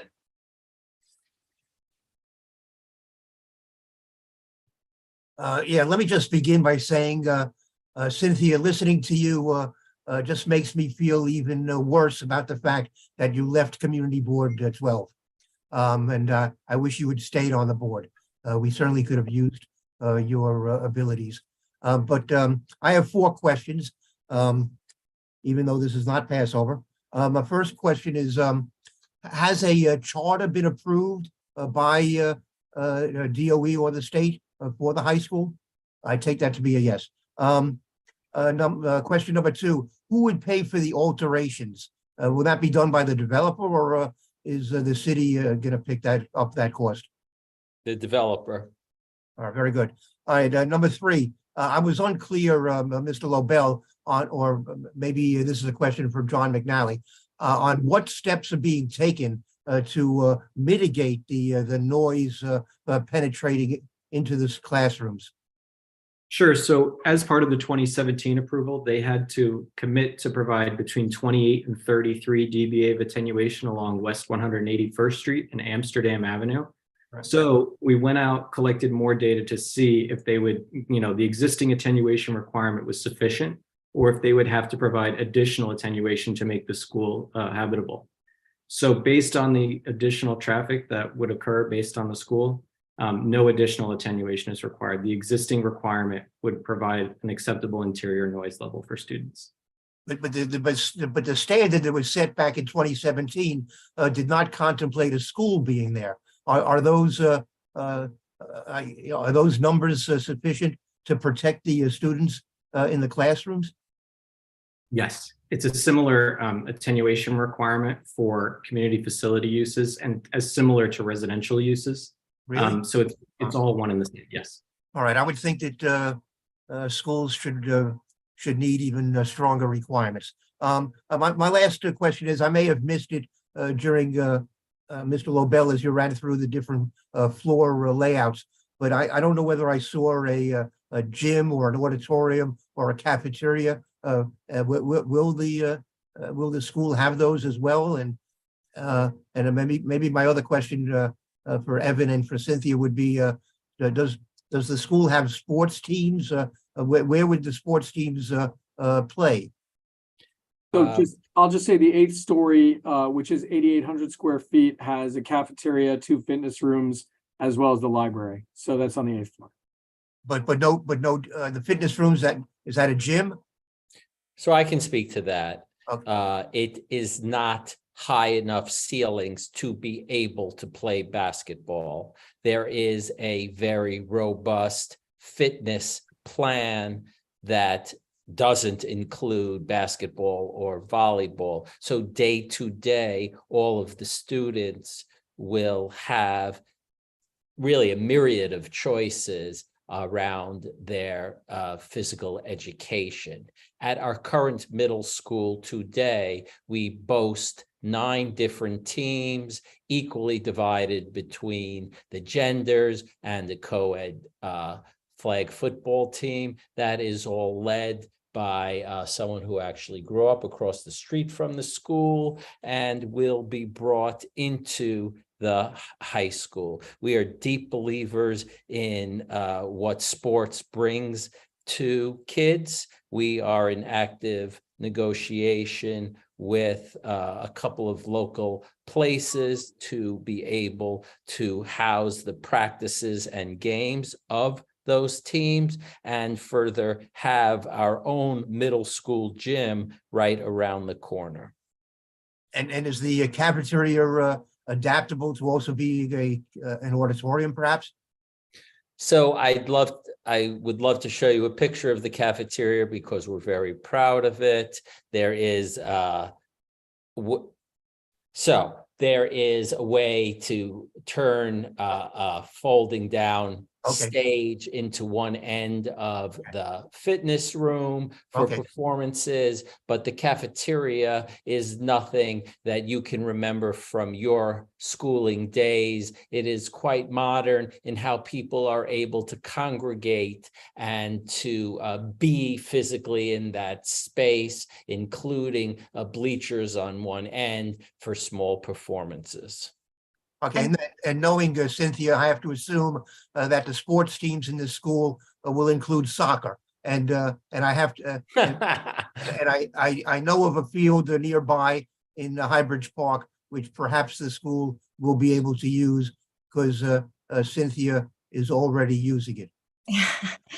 So that's just a reference to Uptown Soccer. Uptown Soccer is one of our partners at the school. They're actually running practices right now at the gym in our middle school. Just to say, just to also highlight our girls softball team won the charter school championship last spring.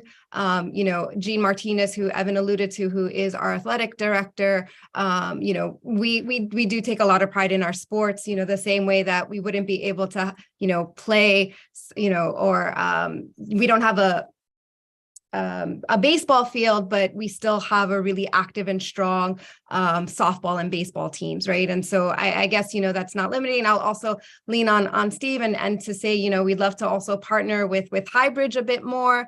And so, I think that we'd also love our students to do swimming, right? We don't have a swimming pool, but, I think that there is lots of ways for us to, again, lean on our partners, lean on our community to really, it takes a village, right? And so, yeah, we're looking forward to building all of that and to continuing our strong sports programs. All right, and we should say Richard Ullman. Wayne, I have my hand up. I'm just going in the order that I see them. I see you, I see Aisha, and I see Daniel again. I would say go, if you need to call on someone else, go ahead and do it. But the space I'm in, I'm going to have to leave in about 5 minutes, so I'm a little eager. Do whatever's right for the committee. Yeah, I'm simply, the way the hands are popping up on my screen, I'm just going in that order. I will be as brief. I see, if you have to leave in 5 minutes, we're wasting time. So why don't you say what you have to say? I will speak briefly. I speak tonight as an individual and not as a community board member. And I speak as a neighbor on behalf of Arc Fort Washington Senior Services, which has recently relocated one of its senior centers right down the block to 516 West 181st Street. Arc Fort Washington also operates 2 other senior centers in Upper Manhattan and is going to be celebrating its 50th anniversary later this spring. I got introduced to the project this past weekend in a conversation with Cynthia and Evan, And immediately our conversation went to how can seniors and youth interact? And I look forward to continuing that discussion and seeing the effort and the energy that the developer and managers of the radio complex are putting into this community project. I think we look forward also to having a discussion with them about how to be good neighbors on the block. Thanks very much. Thank you, Richard. Aisha.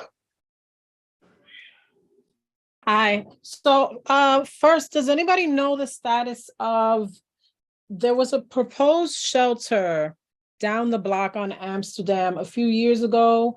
At first it was proposed to be a men's shelter, and then there was ruminations that they were going to change it to a women's shelter. And I'm remiss in my work because it's something that I would like to have kept up on. But does anybody know what its current status is? Because just for the record, to add to the context of what's happening around this space, and I'm hearing nothing. I'm guessing we don't know what the status. Well, that would be something that land use would not be tracking as much as housing and human services would be tracking it. Exactly. That's a family shelter now, Aisha. I'm sorry. That's a family shelter now. It's a family shelter now. Okay. So that being said, in regards to the entrance and exit of the building, I'm hearing that Amsterdam has become preferable, but I would No. Sorry. Did I have that wrong? The physical entrance is not moving. It's where any vehicular drop-off would be on Amsterdam as opposed to 181st Street, but the physical entrance to the school portion is still on 181st Street. Okay, great. Okay, great. So I had that confused. So in regards to the gym space, the physical fitness space, do we have square footage for that, for those two spaces? I don't have it offhand, but we can get that quite easily. Yeah, I'd be interested in that. Aisha, I forged everyone the link, and the floor plans are in there, and you can pull up the plan and see the size of the space. Okay, great. And the reason for the question is, I know that you're going to be adding on students as you go along. And so I want to make sure that once you get to 392 students, that makes sense as far as physical fitness. It's something that, especially in our community, has been a concern as student access to those kinds of spaces. That being said, I honestly, in regards to, like, we want to not do NIMBY where other things are concerned, but in this case, a concern in our district has been lack of seats and oversaturation, of spaces in schools, and it making it difficult for kids to be educated. I feel like we need more seats in our district. Of course, a beautiful building with great opportunities would be an add-on to the community. I definitely want to look for more reasons to support this than not, because I know the value that it brings, and I hope that we can work to, address any of the other concerns around it, and like being a good neighbor and partnering the way that Richard Alman spoke about with the senior center. I was hoping that he was going to say that. I think would all be fantastic. So thank you. You're welcome. Tanya. So I wanted to echo, my concerns, that I've had about this is of course the traffic situation and everything that's mentioned, the proximity to places with liquor licenses, and of course proximity to what used to be known as the Corner Project. But I think what my concern of this is just that it just feels like things are just being added to the community, and there is not a plan of how all of this fits together. And I think, this is kind of an example. You have things just being added, and then how is that going to work with everything that's surrounding it? It is really like an afterthought, right? So like they mentioned, we have a high school nearby, a public high school nearby, and other educational facilities nearby. And so, it's like, how does now another high school, fit within that, in that vision, so it's just one of those things that concerns me is just how things are being added, and it doesn't feel like there is consideration for overall in terms of just how all of this fits, in with the overall community. I think that, again, I know this is not youth and education, but this is land use. But yes, I mean, I think that, I would like to see more investment put in our public schools to make them stellar, and to make them have the programs that some of these charters and private, individually, privately owned school educational institutions have. I think if we did that, things would be a much better. I think that, we're having schools come in and that have more better offerings to students than our own public schools do. And I just, and they're coming in and they're taking up spaces in the communities, and not just happening here, it's happening everywhere. You go to Harlem, it's like, good luck with, it's like everywhere. So, and that's just my concern as a person who went to a good public school, but not here, but I was living in Chicago. I'm from Chicago originally, but went to an exam school similar to Stuyvesant, but it was a public school. Right. And so it had the resources and it had everything, and it was an investment in our kids for public school. So I just, I would like to see more of these projects like fit with, with more consideration given to what's already there, and how it's going to fit and complement our community, as opposed to taking away or adding more stress onto the neighborhood. I just think that, these are my concerns, and I share the concerns that other people have about all of the things that have already been mentioned. Thank you. Yeah. Well, I mean, just I as don't know if we want just as to a talk quick, about this. just as a quick comment, because once again, this isn't youth and education, but you raise something that's interesting, because the Department of Education has like a budget that's over, I think, like $31 billion. And there's a lot of resources. But I often wonder, or it would be great if we somehow could take an opportunity to look at how those resources are spent and how they benefit, not the city, but our community. Because I too went to public school, but I reflect back on public school in the 1970s and what we had to do, and public school now, and the courses that I had to take, I did not have any choice. Like, you had to take them. In so many instances, it seems like you don't have to take them now, or they're optional.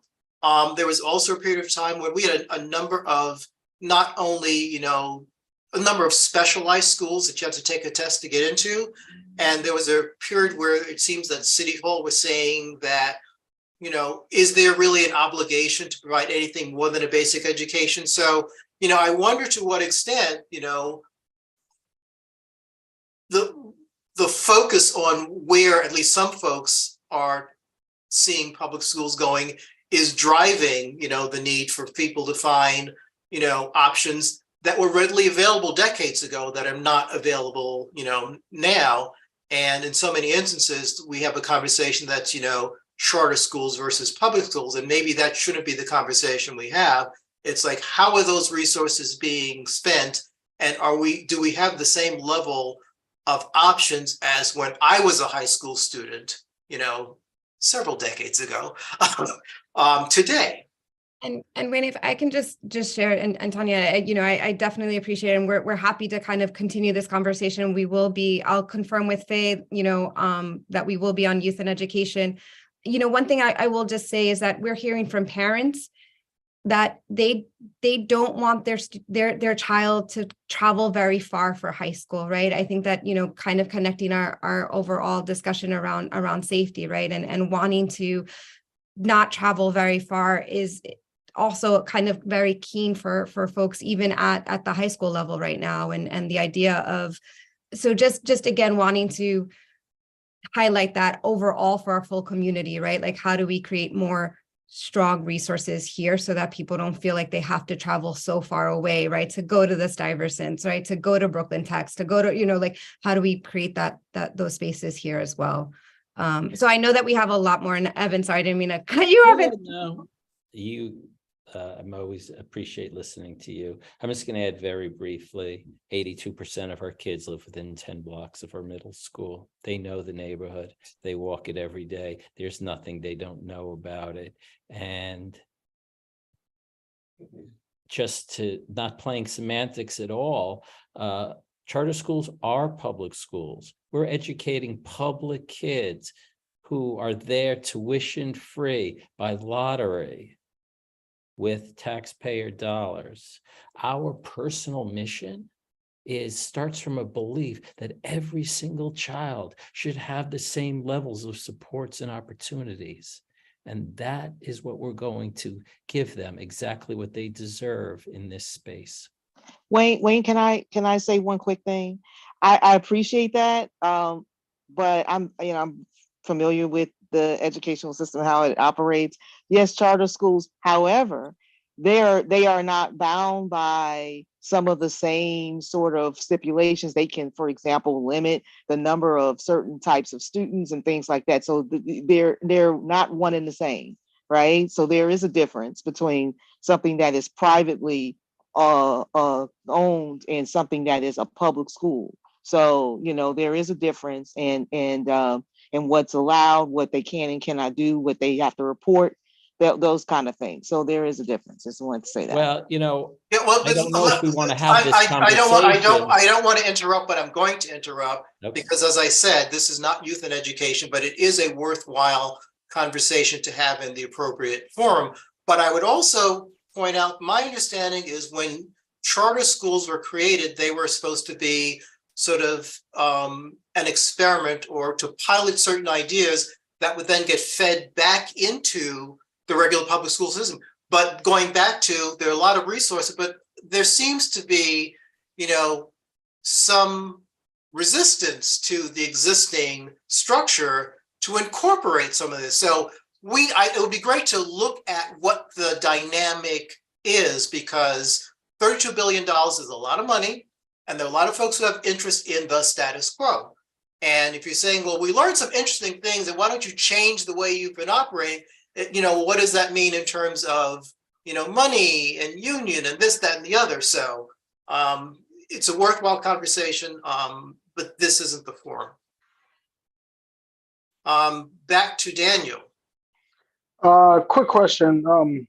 I was just thinking about this one small thing. How often are they doing fire drills, and where are they leaving out of the building? And is the building required to also have everybody in the hotel and the office spaces leave out while there's a fire drill? I don't know. It's something I had in mind. So fire drills, the procedures and how many that you have to have is the same for all schools. So there is a very prescribed way to do them, to monitor them, to rate yourself on them. And there is a very specific kind of frequency. And of course, we follow all of those same regulations. But I think that it was a different question. It's a mixed use building.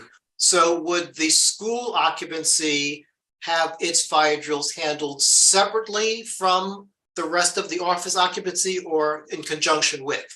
And where are they exiting as well too? Because it's if they're exiting on 181, you're gonna already create so much traffic, putting kids in harm's way, crossing the street across in Amsterdam, like that. I hate walking around that intersection because of how many cars are running around there, and a lot of people are not the greatest drivers. Well, I think you should come. We would love to invite the committee to come see a fire drill at the middle school. It is equally busy there. We have almost the same amount of kids, and we file out in all different directions. Actually, in this place, there'll also be a courtyard. I was about to ask about the courtyard. Yeah, but it still doesn't answer the question. Where are they like leaving out from? Well, but physically, if you once again, I would say, if you look at the floor plan, Daniel, physically they can only exit where they can physically exit. So they can exit on the main entrance on 181st Street. But I was about to ask, there is a central courtyard, and there it appears from my review of the floor plan, there is like a back or an emergency exit to the courtyard. So, I mean, am I reading that correctly, Cynthia and Evan? Well, that leaves on 180th or around the corner project. No, but you're on the property itself has a courtyard, so you're still in private property. But you could enter to the sidewalk, or you could enter into the private courtyard. But I also think it's a reasonable point that if the students live within blocks of the middle school, which is in like 2 blocks of this school, it's not as if we're talking about the traffic or the corner project is not as if in their day-to-day residential activities, they're not physically in the same environment. Yeah. Okay. Yeah, I don't know. It was just like a small question I had, because in my head, I'm like seeing all these people leave out, and I know fire drills are not something that happens every day. But like on days like that, like I just like I have that in mind. Yeah. Well, I mean, safety is a major concern. Aisha. Yes. So first of all, I really like Daniel's thinking on a lot of these things. I hadn't thought about fire drills. Safety is definitely important. I want to double back to what Richard had said about the key fobs and the security measures in case someone may enter an area of the building that they do not belong in. And that kind of scares me. So why is there a just in case and that it's not possible at all?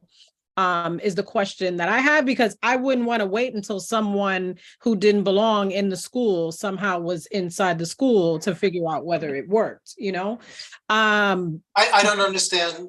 Because he said that what doesn't work? That the security practices or measures are not working. You know what I mean? I would prefer to know that it wasn't possible that someone from the hotel, for instance, could enter the school space. So I'd like to know more about what's in place for that to prevent that from becoming a reality. But what I recall the discussion was there are dedicated stairs and elevators, and there is a shared, I guess, fire stair. But for the shared fire stair, the doors have alarmed panic hardware. So if you open it, it sets off an alarm. That's correct. But is it possible to retrofit it so that shared space, because why do we need a shared space between the hotel and the school? You know what I mean? It's a shared stair, and that's the way the building was designed that way. So there is a shared fire stair. So in a case of emergency, if you're on either side, and it happens to be on one side is an office use, on the other side it's a hotel use. But it's for emergency. You need to be able to have a certain number of people get out of the building and onto the street. Understood. That being said, in regards to the location of the school and the elements in the community, 143 Eleanor Roosevelt Junior High School is just 3 blocks away. So I would assume, yes, it may be a different dynamic 3 blocks away, but not that much. So I just wanted to put that out there. Like, what is the experience at Junior High School 143? I'm an alumni from there too, so I know what it is to grow up in that building and go to and from home to school every day. So just wanted to put that out there.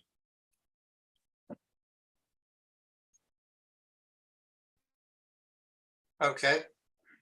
Do we have, you can put your hand down, Aisha, I'm looking for, I don't see any other hands.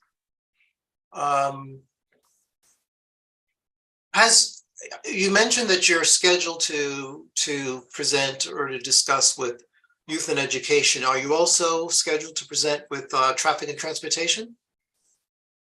We're not presently listed on that committee, but You're not listed, but did you reach out to them to get listed? not yet. But we will. Yeah, I think it would make sense to, particularly, we talked earlier, was there some need for community board advocacy vis-a-vis the high profile crosswalks that were mentioned and, the crossing guards. I think the traffic related concerns, should be discussed with traffic and transportation, and, that would be,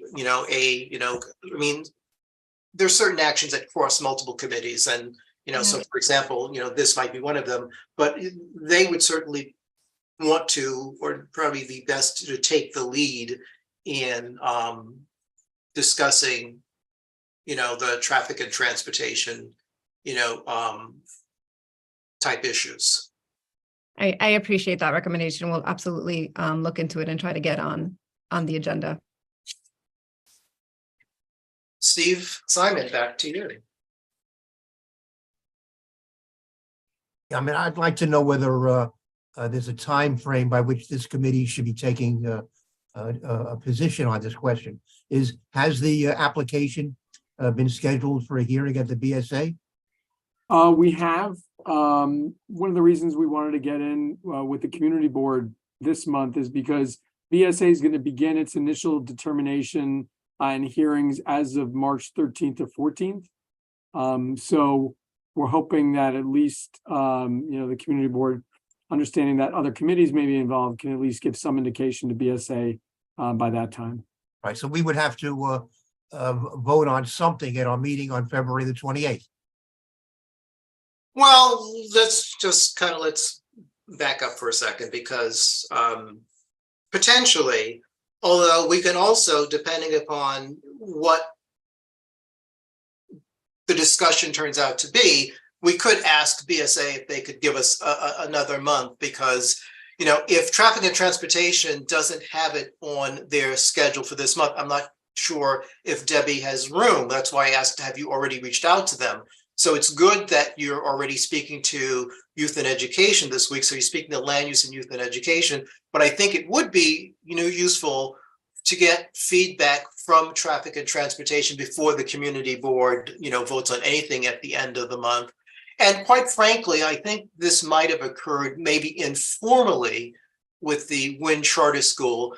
And I think even Liz Ritter may have brought this up, not, in her capacity as,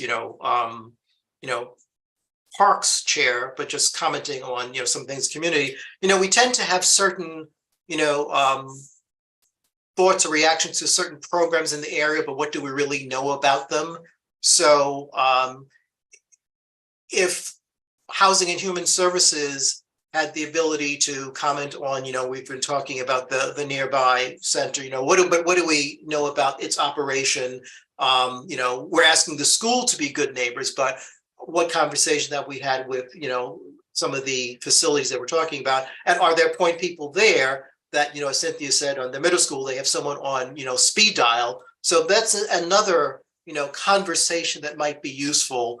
And once again, if Housing and Human Services doesn't have that on their calendar for this month, it might make sense to give them some time so they could also provide feedback.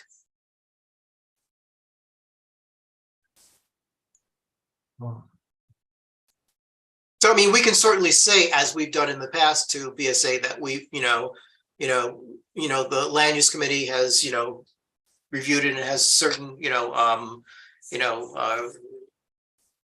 concerns, which, can be further discussed. Youth and education can also, provide initial comments, but I think it would make sense to have those two other committees have an opportunity to have a conversation with the applicants. And so that we are not, just like I was saying, it doesn't make sense for us to be sitting here having a conversation about, various youth and education things. Let youth and education do that. We've raised reasonably a number of traffic related concerns, as we always do. but I would say allow traffic and transportation, the opportunity to speak directly with them.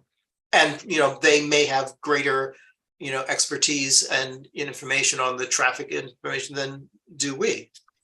Yeah, and Chair, just to clarify your point, which is a good one, which is that when the Land Use Committee did issue its resolutions regarding WIN, in the letter to BSA, they noted that they requested that the school continue to provide updates to health and environment, traffic and transportation, and youth and education as the project progresses and as the planning begins for commencement of operations. And so that was one of the recommendations that were made to BSA. And of course, as Cynthia and Evan have indicated, they're going to be engaging and would be happy to continue to do so.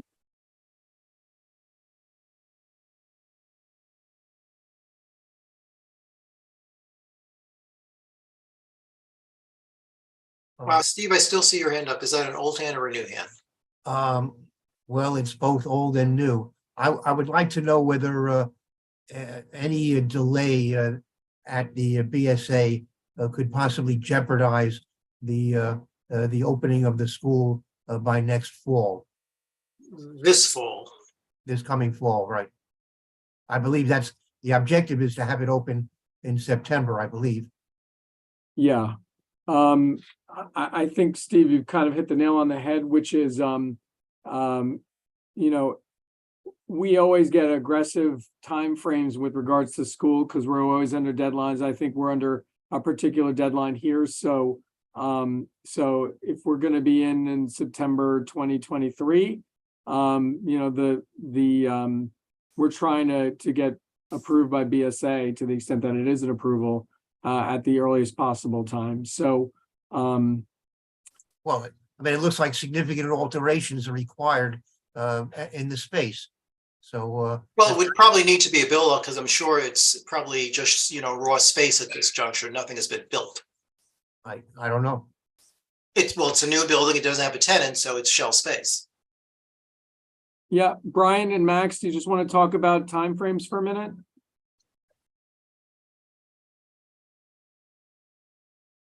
Sure. Good evening, everybody. Happy to see some old faces and some new. In terms of timing, we intend to start construction imminently, and given a reasonable construction schedule, we would be able to meet the requirement for the school to be in there, come July, August.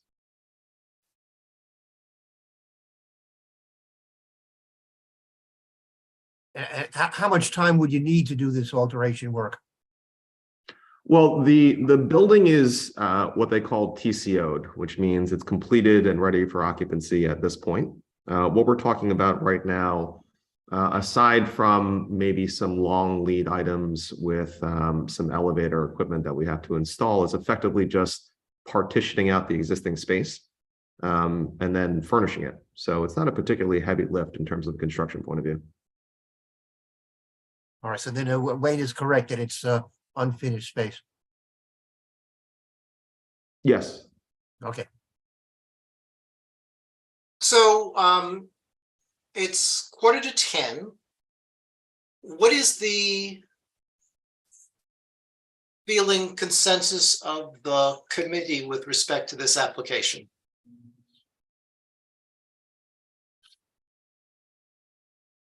Steve, you were suggesting something. Well, I would be prepared to support it with the understanding that there would be additional input provided by the other committees, hopefully by the 28th or shortly there. I guess it sounds as though we could possibly vote in March and not jeopardize the opening of the school. But I think this is an opportunity to provide 392 seats in a district where they're needed. I'm impressed by the fact that this school largely serves people in our community and appears to be doing an excellent job. So I would prefer, I don't want to stand in its way. Is there a second to that? I second that. I second. Oh. I third then. We'll I take as think many as we can get. So, I think that's a very nice view. The fact that you guys are able to put 390 something seats for kids.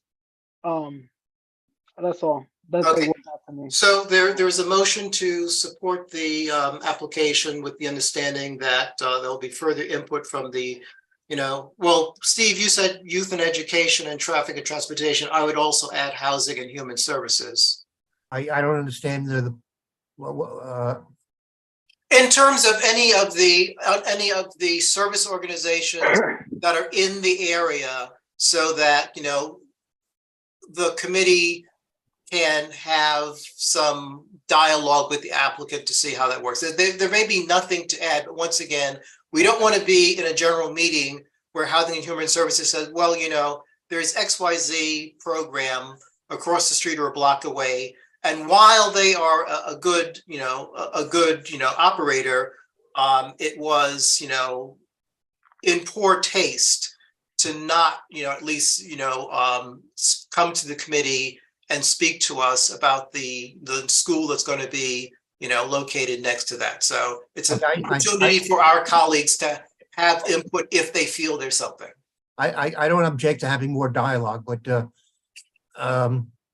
let's not forget that the city is located a senior center right next door.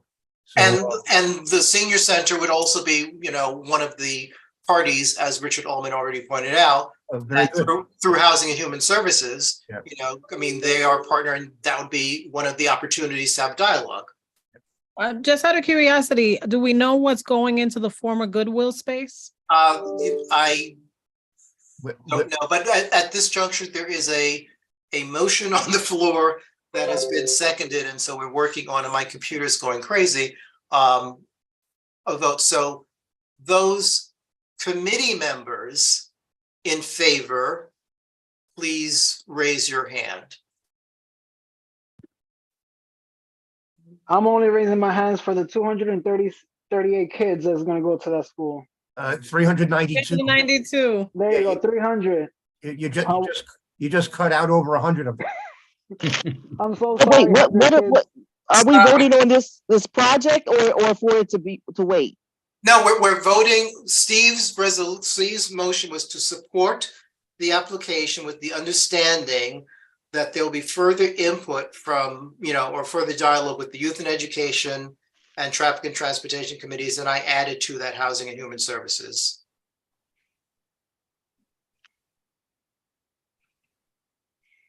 So I see 1, 2, 3, 4, 5. Opposed? So everyone lower their hand. Abstain. Wait, everyone lower their hands. Any opposed?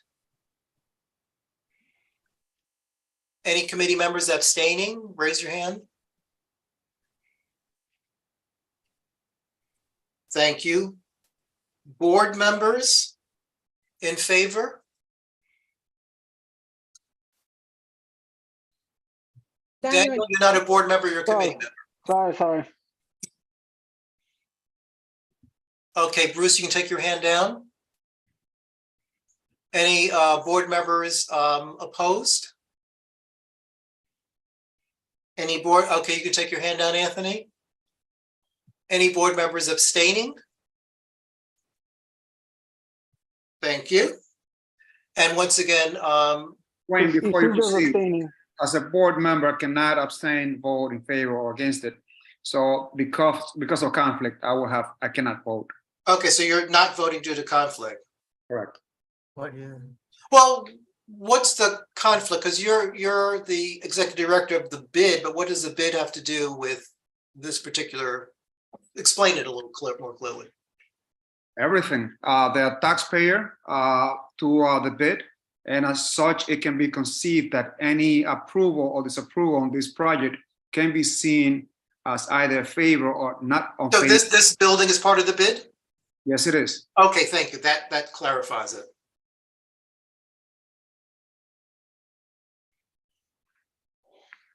Members of the public in favor Caesar, you can take your hand down.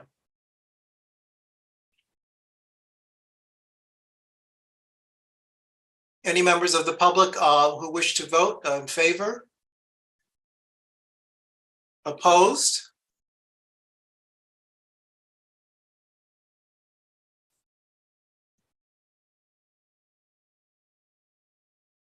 Abstain, you can take your hands down. Abstaining?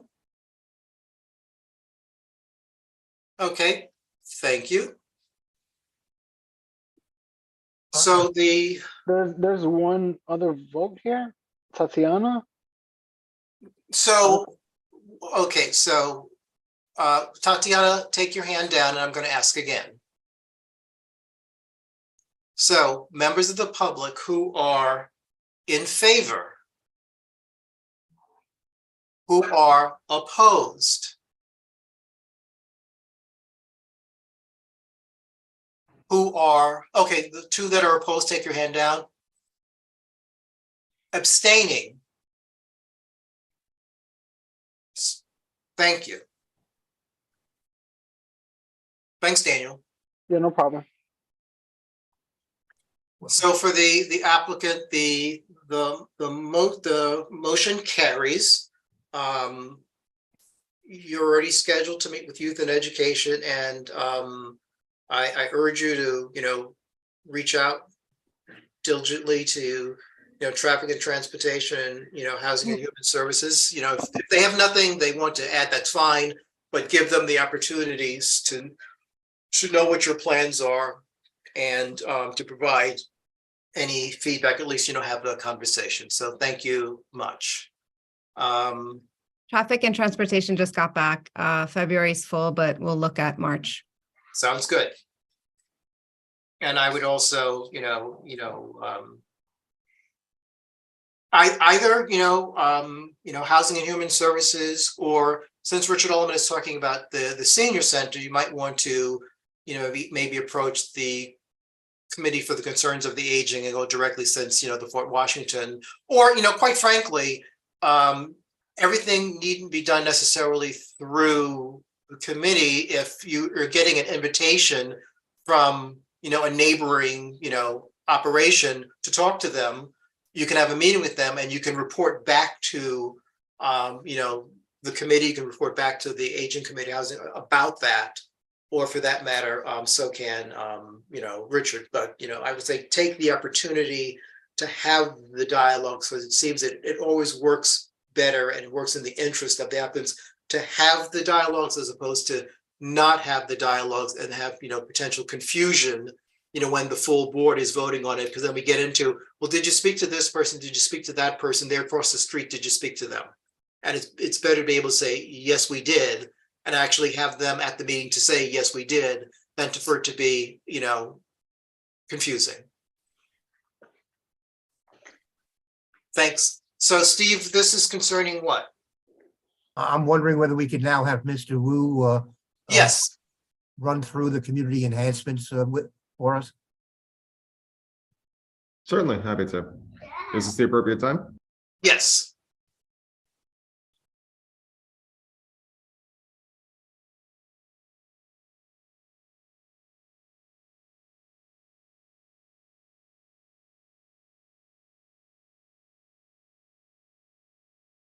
Sorry about that. My 3-year-old who refuses to go to bed. That's perfectly understandable. There was a slide that Mr. Lobel had. Maybe it would be helpful to have that on the screen. Brian, I'm going to post the slide. Yeah, that'll be great. Okay, great. Thanks to you and Steve.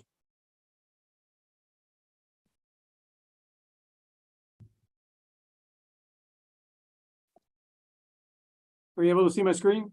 Yes. Great. So on bullet point number 1, public access to the hotel lobby and building outdoor lobby or outdoor courtyard. I'm sure, well, I'm not sure. I don't know if anybody on the call or any board members have had the opportunity to be able to go into the building, but there is no restriction at all whatsoever. Right now, we've winterized the space, which just simply means that we've taken all the furniture out of the courtyard and moved it into different areas. Sorry, give me 1 second.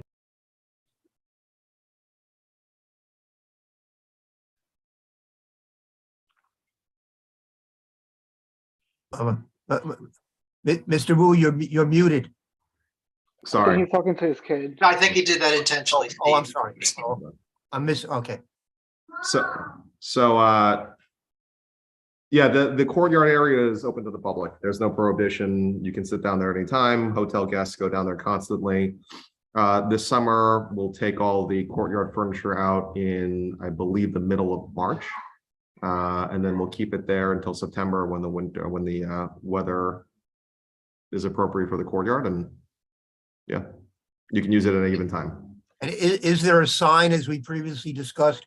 There is not. I toured and have toured the building with members of the community board. And without naming names, there have been a couple of times where I've suggested where signs can be. And I think the feedback has been they want to think about it, and I never heard back. Who wants to think about it? Members of the community board about where they want to put the sign. Of the community board?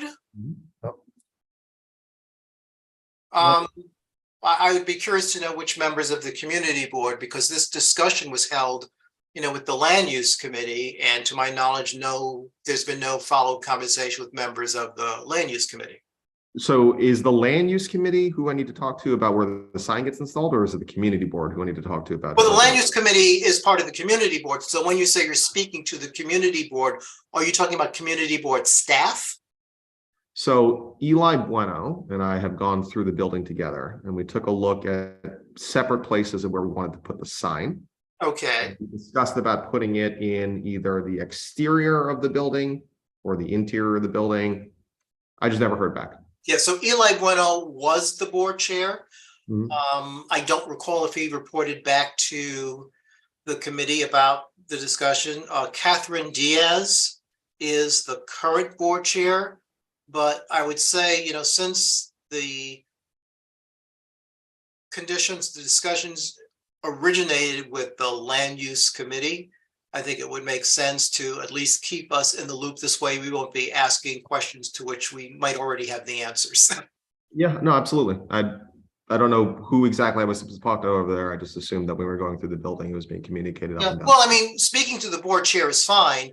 But as I said, to my knowledge, I don't recall Eli ever reporting back on discussions of where the signs would be placed. So I would say keep us in the loop, and and there's a new board chair anyway, Catherine Diaz. So it's a very easy process. I'll put it wherever you guys want. I mean, I can just put it where I can put it up. I love putting up those little plaques that say, public park. Just let me know where. Point of information. So what are these signs for?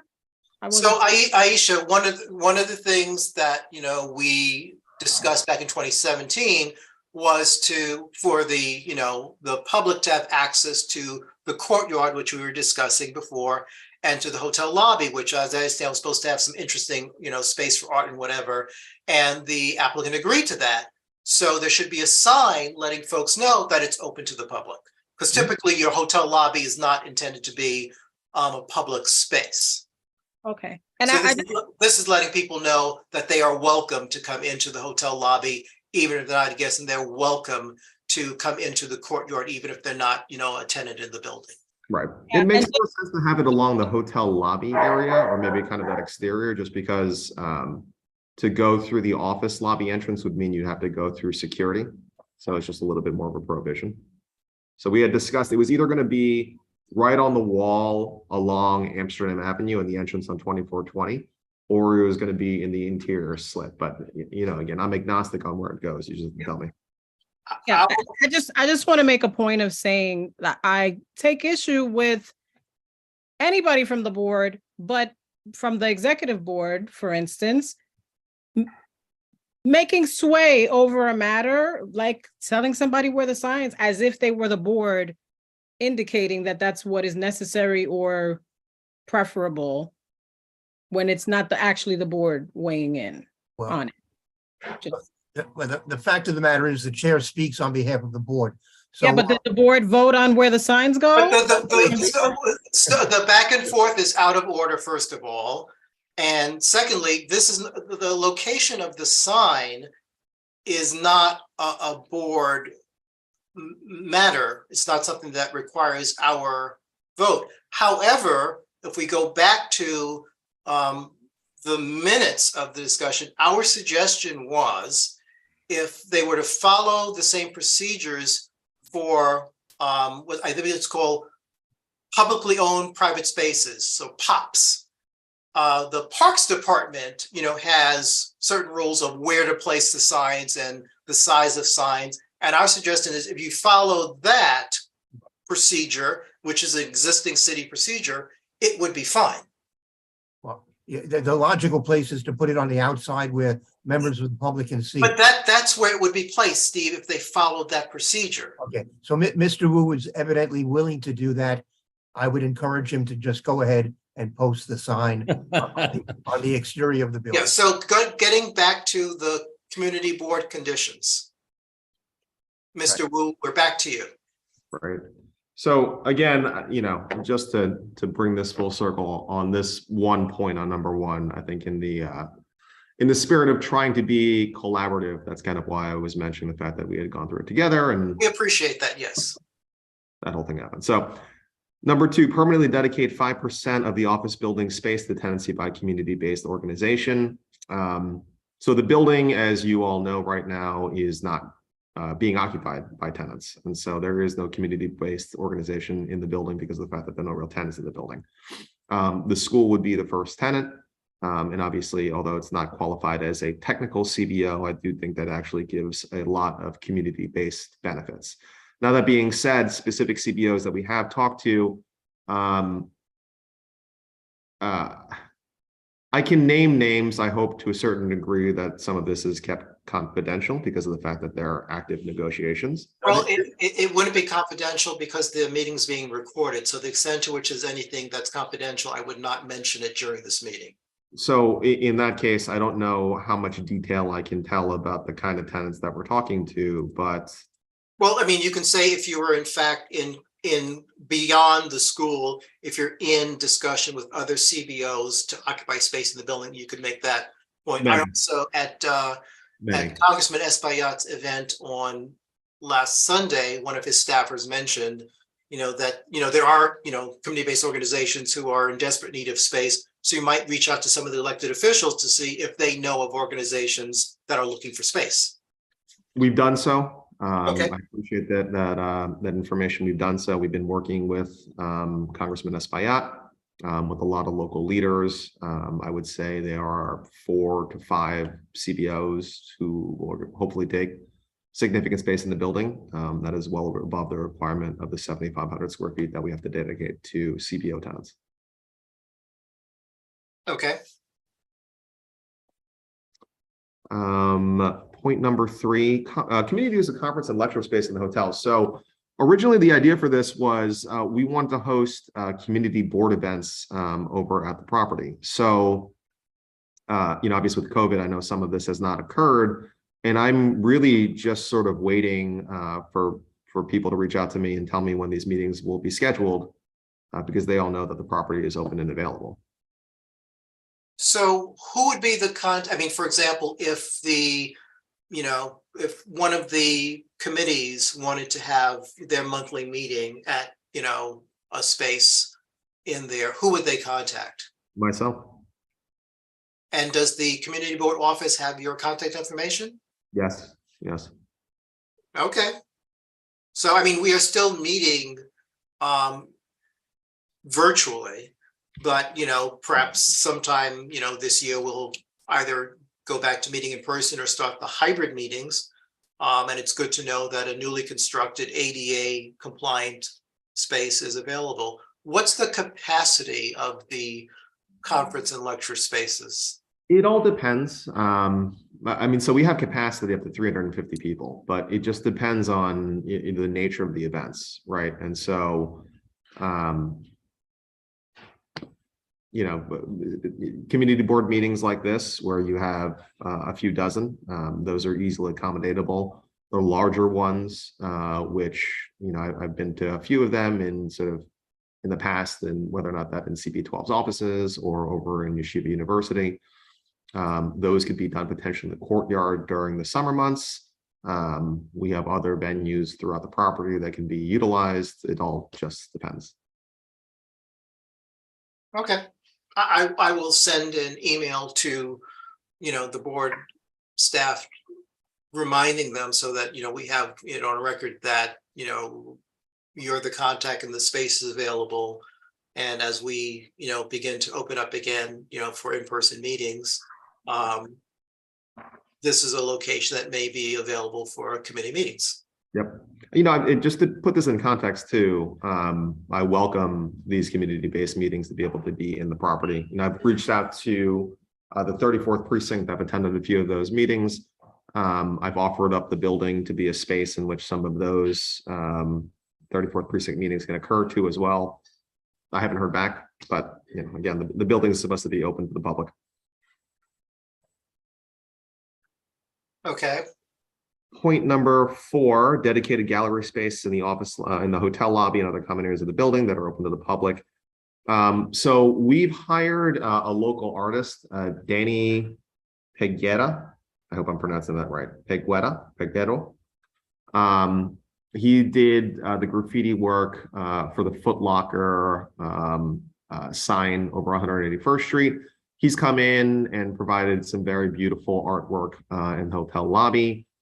We've hired artists actually from down in the Dominican Republic and locally to create a bunch of Carnival mascaras, and those are in the hotel lobby as well. We have artwork installed in the elevators from local artists. We're going to be continuing to install our artwork from local artists in the event space and in the 23rd floor food and beverage space as well. So the property is literally littered with local artwork everywhere. Let me ask you a question. For the entire month of June, for the last 10 years or so, we have something that's called the Uptown Art Stroll. And so there are venues throughout Washington Heights, actually throughout West Harlem, Washington Heights, Inwood, where local artists, have work displayed. Has anyone approached the hotel for it to be a venue for this year's Uptown Art Stroll? It has not reached my level, but I'm happy to have that conversation, obviously. I think that would be, an excellent, suggestion. And since there's is the restaurant operational? The restaurant is operational. It's just relegated right now to indoor space just because it's so cold. But in the summer months, it can extend out into the courtyard, and maybe that's a good place for us to be able to have an artwork or have some sort of event out of it. That'd be nice. I was simply pointing out that you might have, artwork, in an interior space, but once folks are there, they can be invited to, enjoy, dinner or drinks at the restaurant. There may be other things going on. So it's like activating the space. Right. I just think it's important for you to know that we've been doing this Uptown Art Stroll, for, 20 years. How many years? 20. 20 years. So yeah, a little bit over 20. Yeah. So I think this would be a wonderful venue that would be a wonderful addition to that. No, absolutely. Happy to entertain it. I'm talking to a local sculptor right now to hopefully have a sculptural element in the courtyard as well. So again, I mean, I please invite anybody on the community board to be able to come over and take a look at the building too. It's just literally artwork. I will do that. I would also recommend that you reach out to NOMA, Northern Manhattan Artists Alliance, because they're the entity that sponsors the Uptown Art Stroll. I think right now they do an annual competition for the poster. So that competition is, I think, underway now. But at some point, organizations, individual artists will be looking for venues to display their art.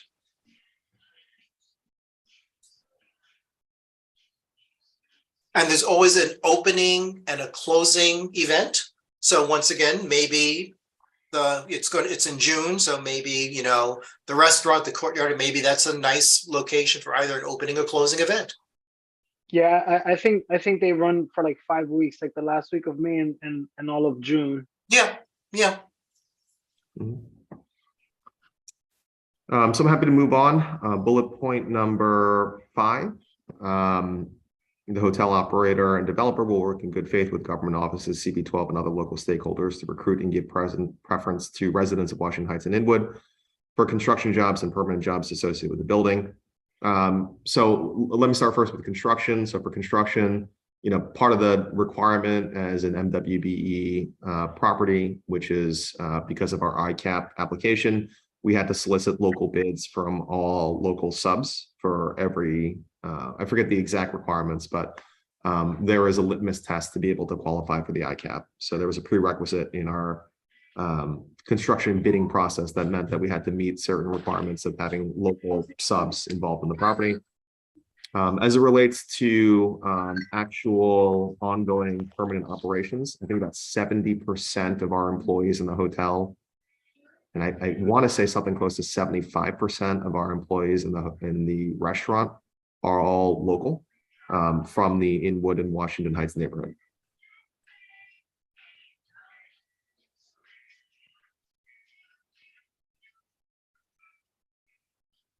Any questions here on point number 5? What was, yeah.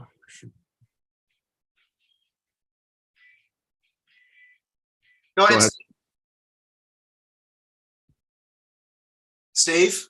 Yeah, on point 5, yes.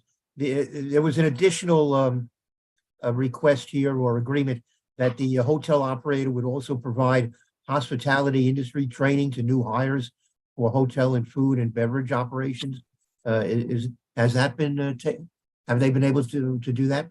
Yes, absolutely. I mean, that's par for the course. But any trainees that are coming into the hotel or into the property or into the restaurant just have to be trained. So they're all receiving training for their jobs prior to them starting. And maybe this is also something that can be done in association with the school, should it move in there. Yeah, absolutely. Evan and I had been talking about it. I think that there's an interesting opportunity to be able to talk to the students, about the fact that they're integrated into a large mixed-use facility that has a lot of business operations. Whether or not that's future career employments potentially, but at the very least, be able to talk to them about what goes on in the building at large. Who is the hotel operator? So Sightline Hospitality, they're a national hotel operator. And is Sightline Hospitality the entity that's providing the training, or is there some other entity that's providing the hospitality industry training? No, they're the entity that's providing the training. So the local management team from Sightline Hospitality, who is really under our umbrella, are the ones who are providing the training. That's our general manager of the hotel, our general manager of the restaurant, our director of operations of the hotel. All these people train all the staff.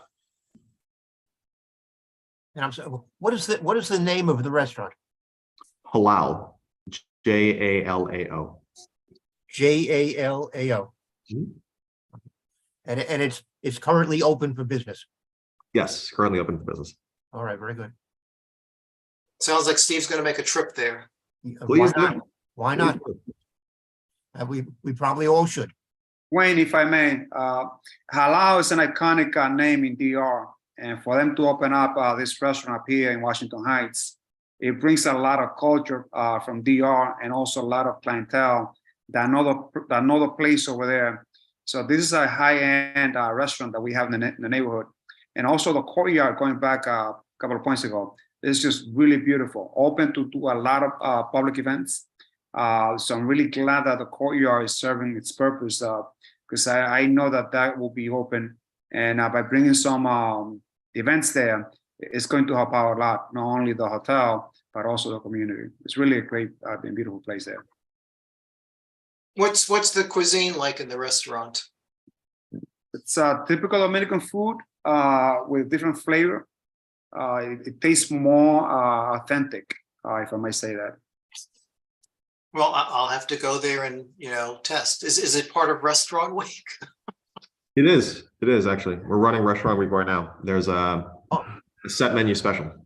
Okay, so I will be there shortly. Please let us know when you attend.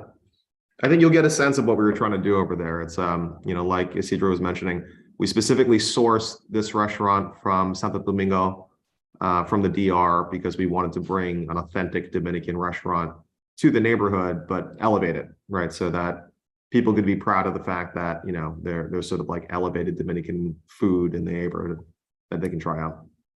Sounds good. And the last point? On the point number 6, so we do have a tuition program in place. We pay up to $500 per calendar year per associate. And for the internship program, we're in communications with the Summer Youth Employment Program at Community Health Academy of the Heights, located on 158th Street and Amsterdam Ave. And so we'll be hosting qualifying interns this spring and bringing them over to property.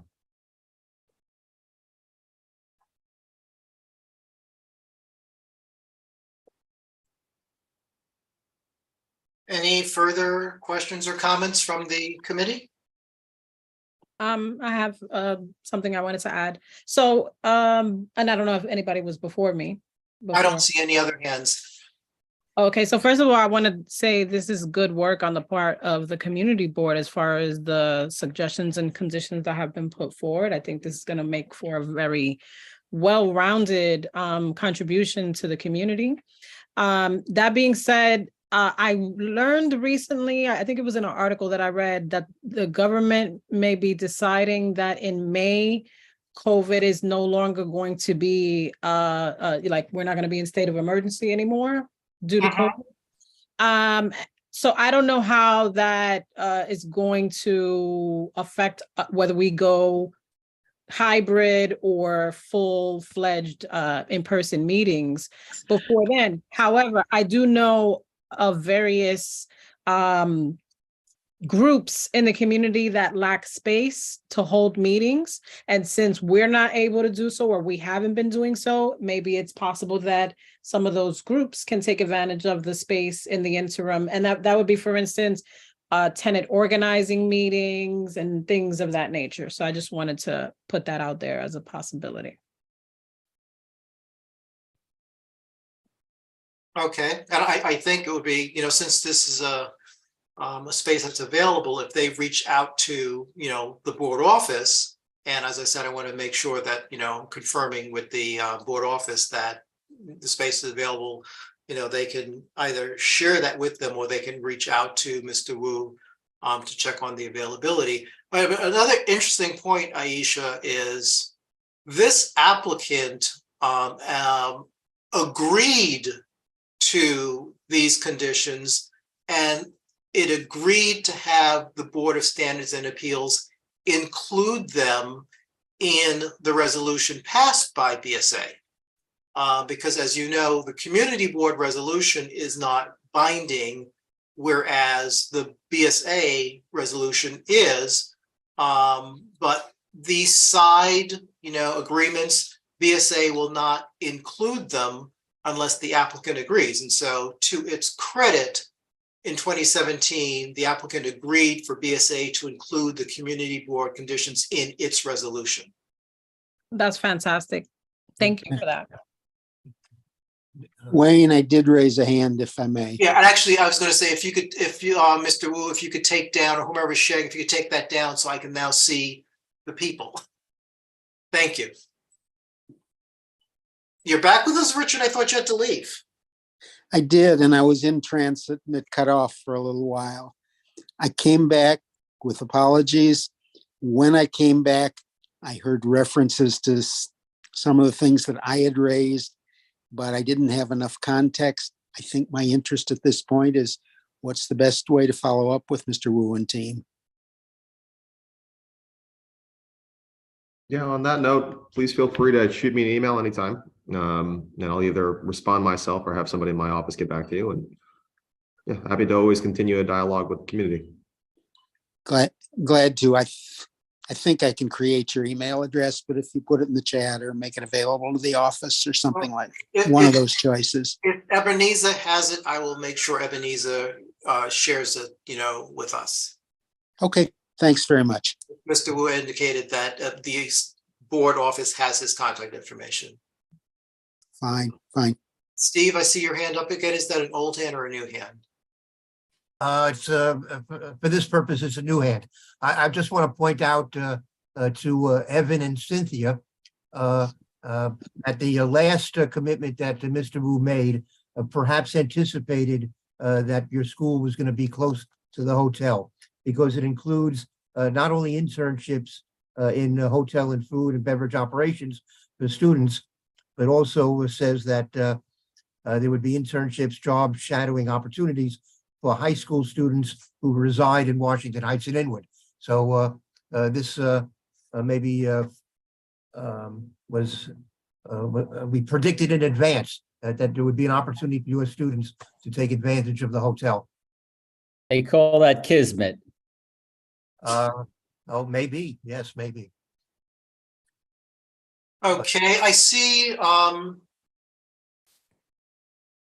attendee, Tatiana, has her hand raised. You should be able to speak now, Tatiana.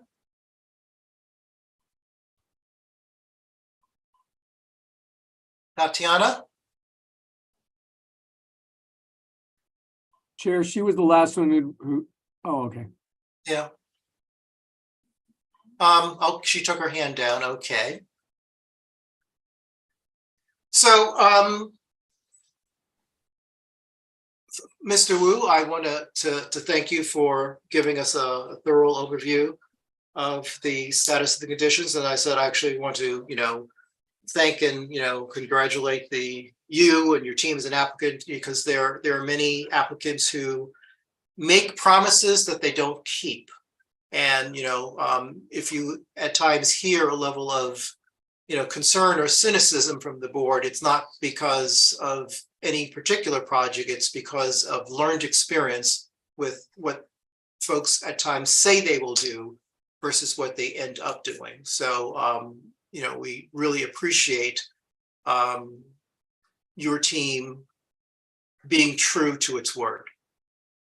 No, appreciate the opportunity to see everybody again. And like I said, please, anybody who wants to stop by the property would be more than happy to have you see what we did. I think you'll be thoroughly impressed about what we've achieved over there and kind of the energy of the property, of what we were trying to do about bringing in the community as much as possible. So hope everybody has a chance to go and see. Thank you so much. Are you there every day? I am not, but if anybody wants to come by, I can obviously have people within the building meet you and take you through and show you all the artwork, show you the restaurant. Yeah, I'm going to try to come by over the weekend. You mean over the freezing cold weekend, Steve? Well, let's see how cold it is. Okay. I hope there's heat in the building. Yes. So I'm going to make a suggestion, because I know a number of the committee members are you're sending through chat that they had to leave, and it's pushing 10:30. So for us to discuss, committee goals and strategies for advancing, our zoning initiative at this juncture, I don't think we have, sufficient time, and we've lost a number of members. I'm going to suggest that we move those discussions to the March meeting, along with the discussion of the housing plan. And quite frankly, the housing plan reconciles quite nicely with these two topics. Yes. Yeah, very good. Is there any old business? Is there any new business?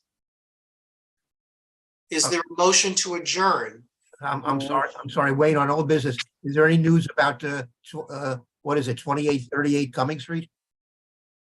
Well, I mean, the update that was provided last month indicated that the next meeting is in mid-April. The materials that's right. are going to be presented, have to go to BSA in March, and we're going to invite them to our, March meeting. Well, that would really crowd the agenda too. Okay. That's true. All right. All right. Thank you. Motion to adjourn, right? Can I call that? Sure. Motion to adjourn.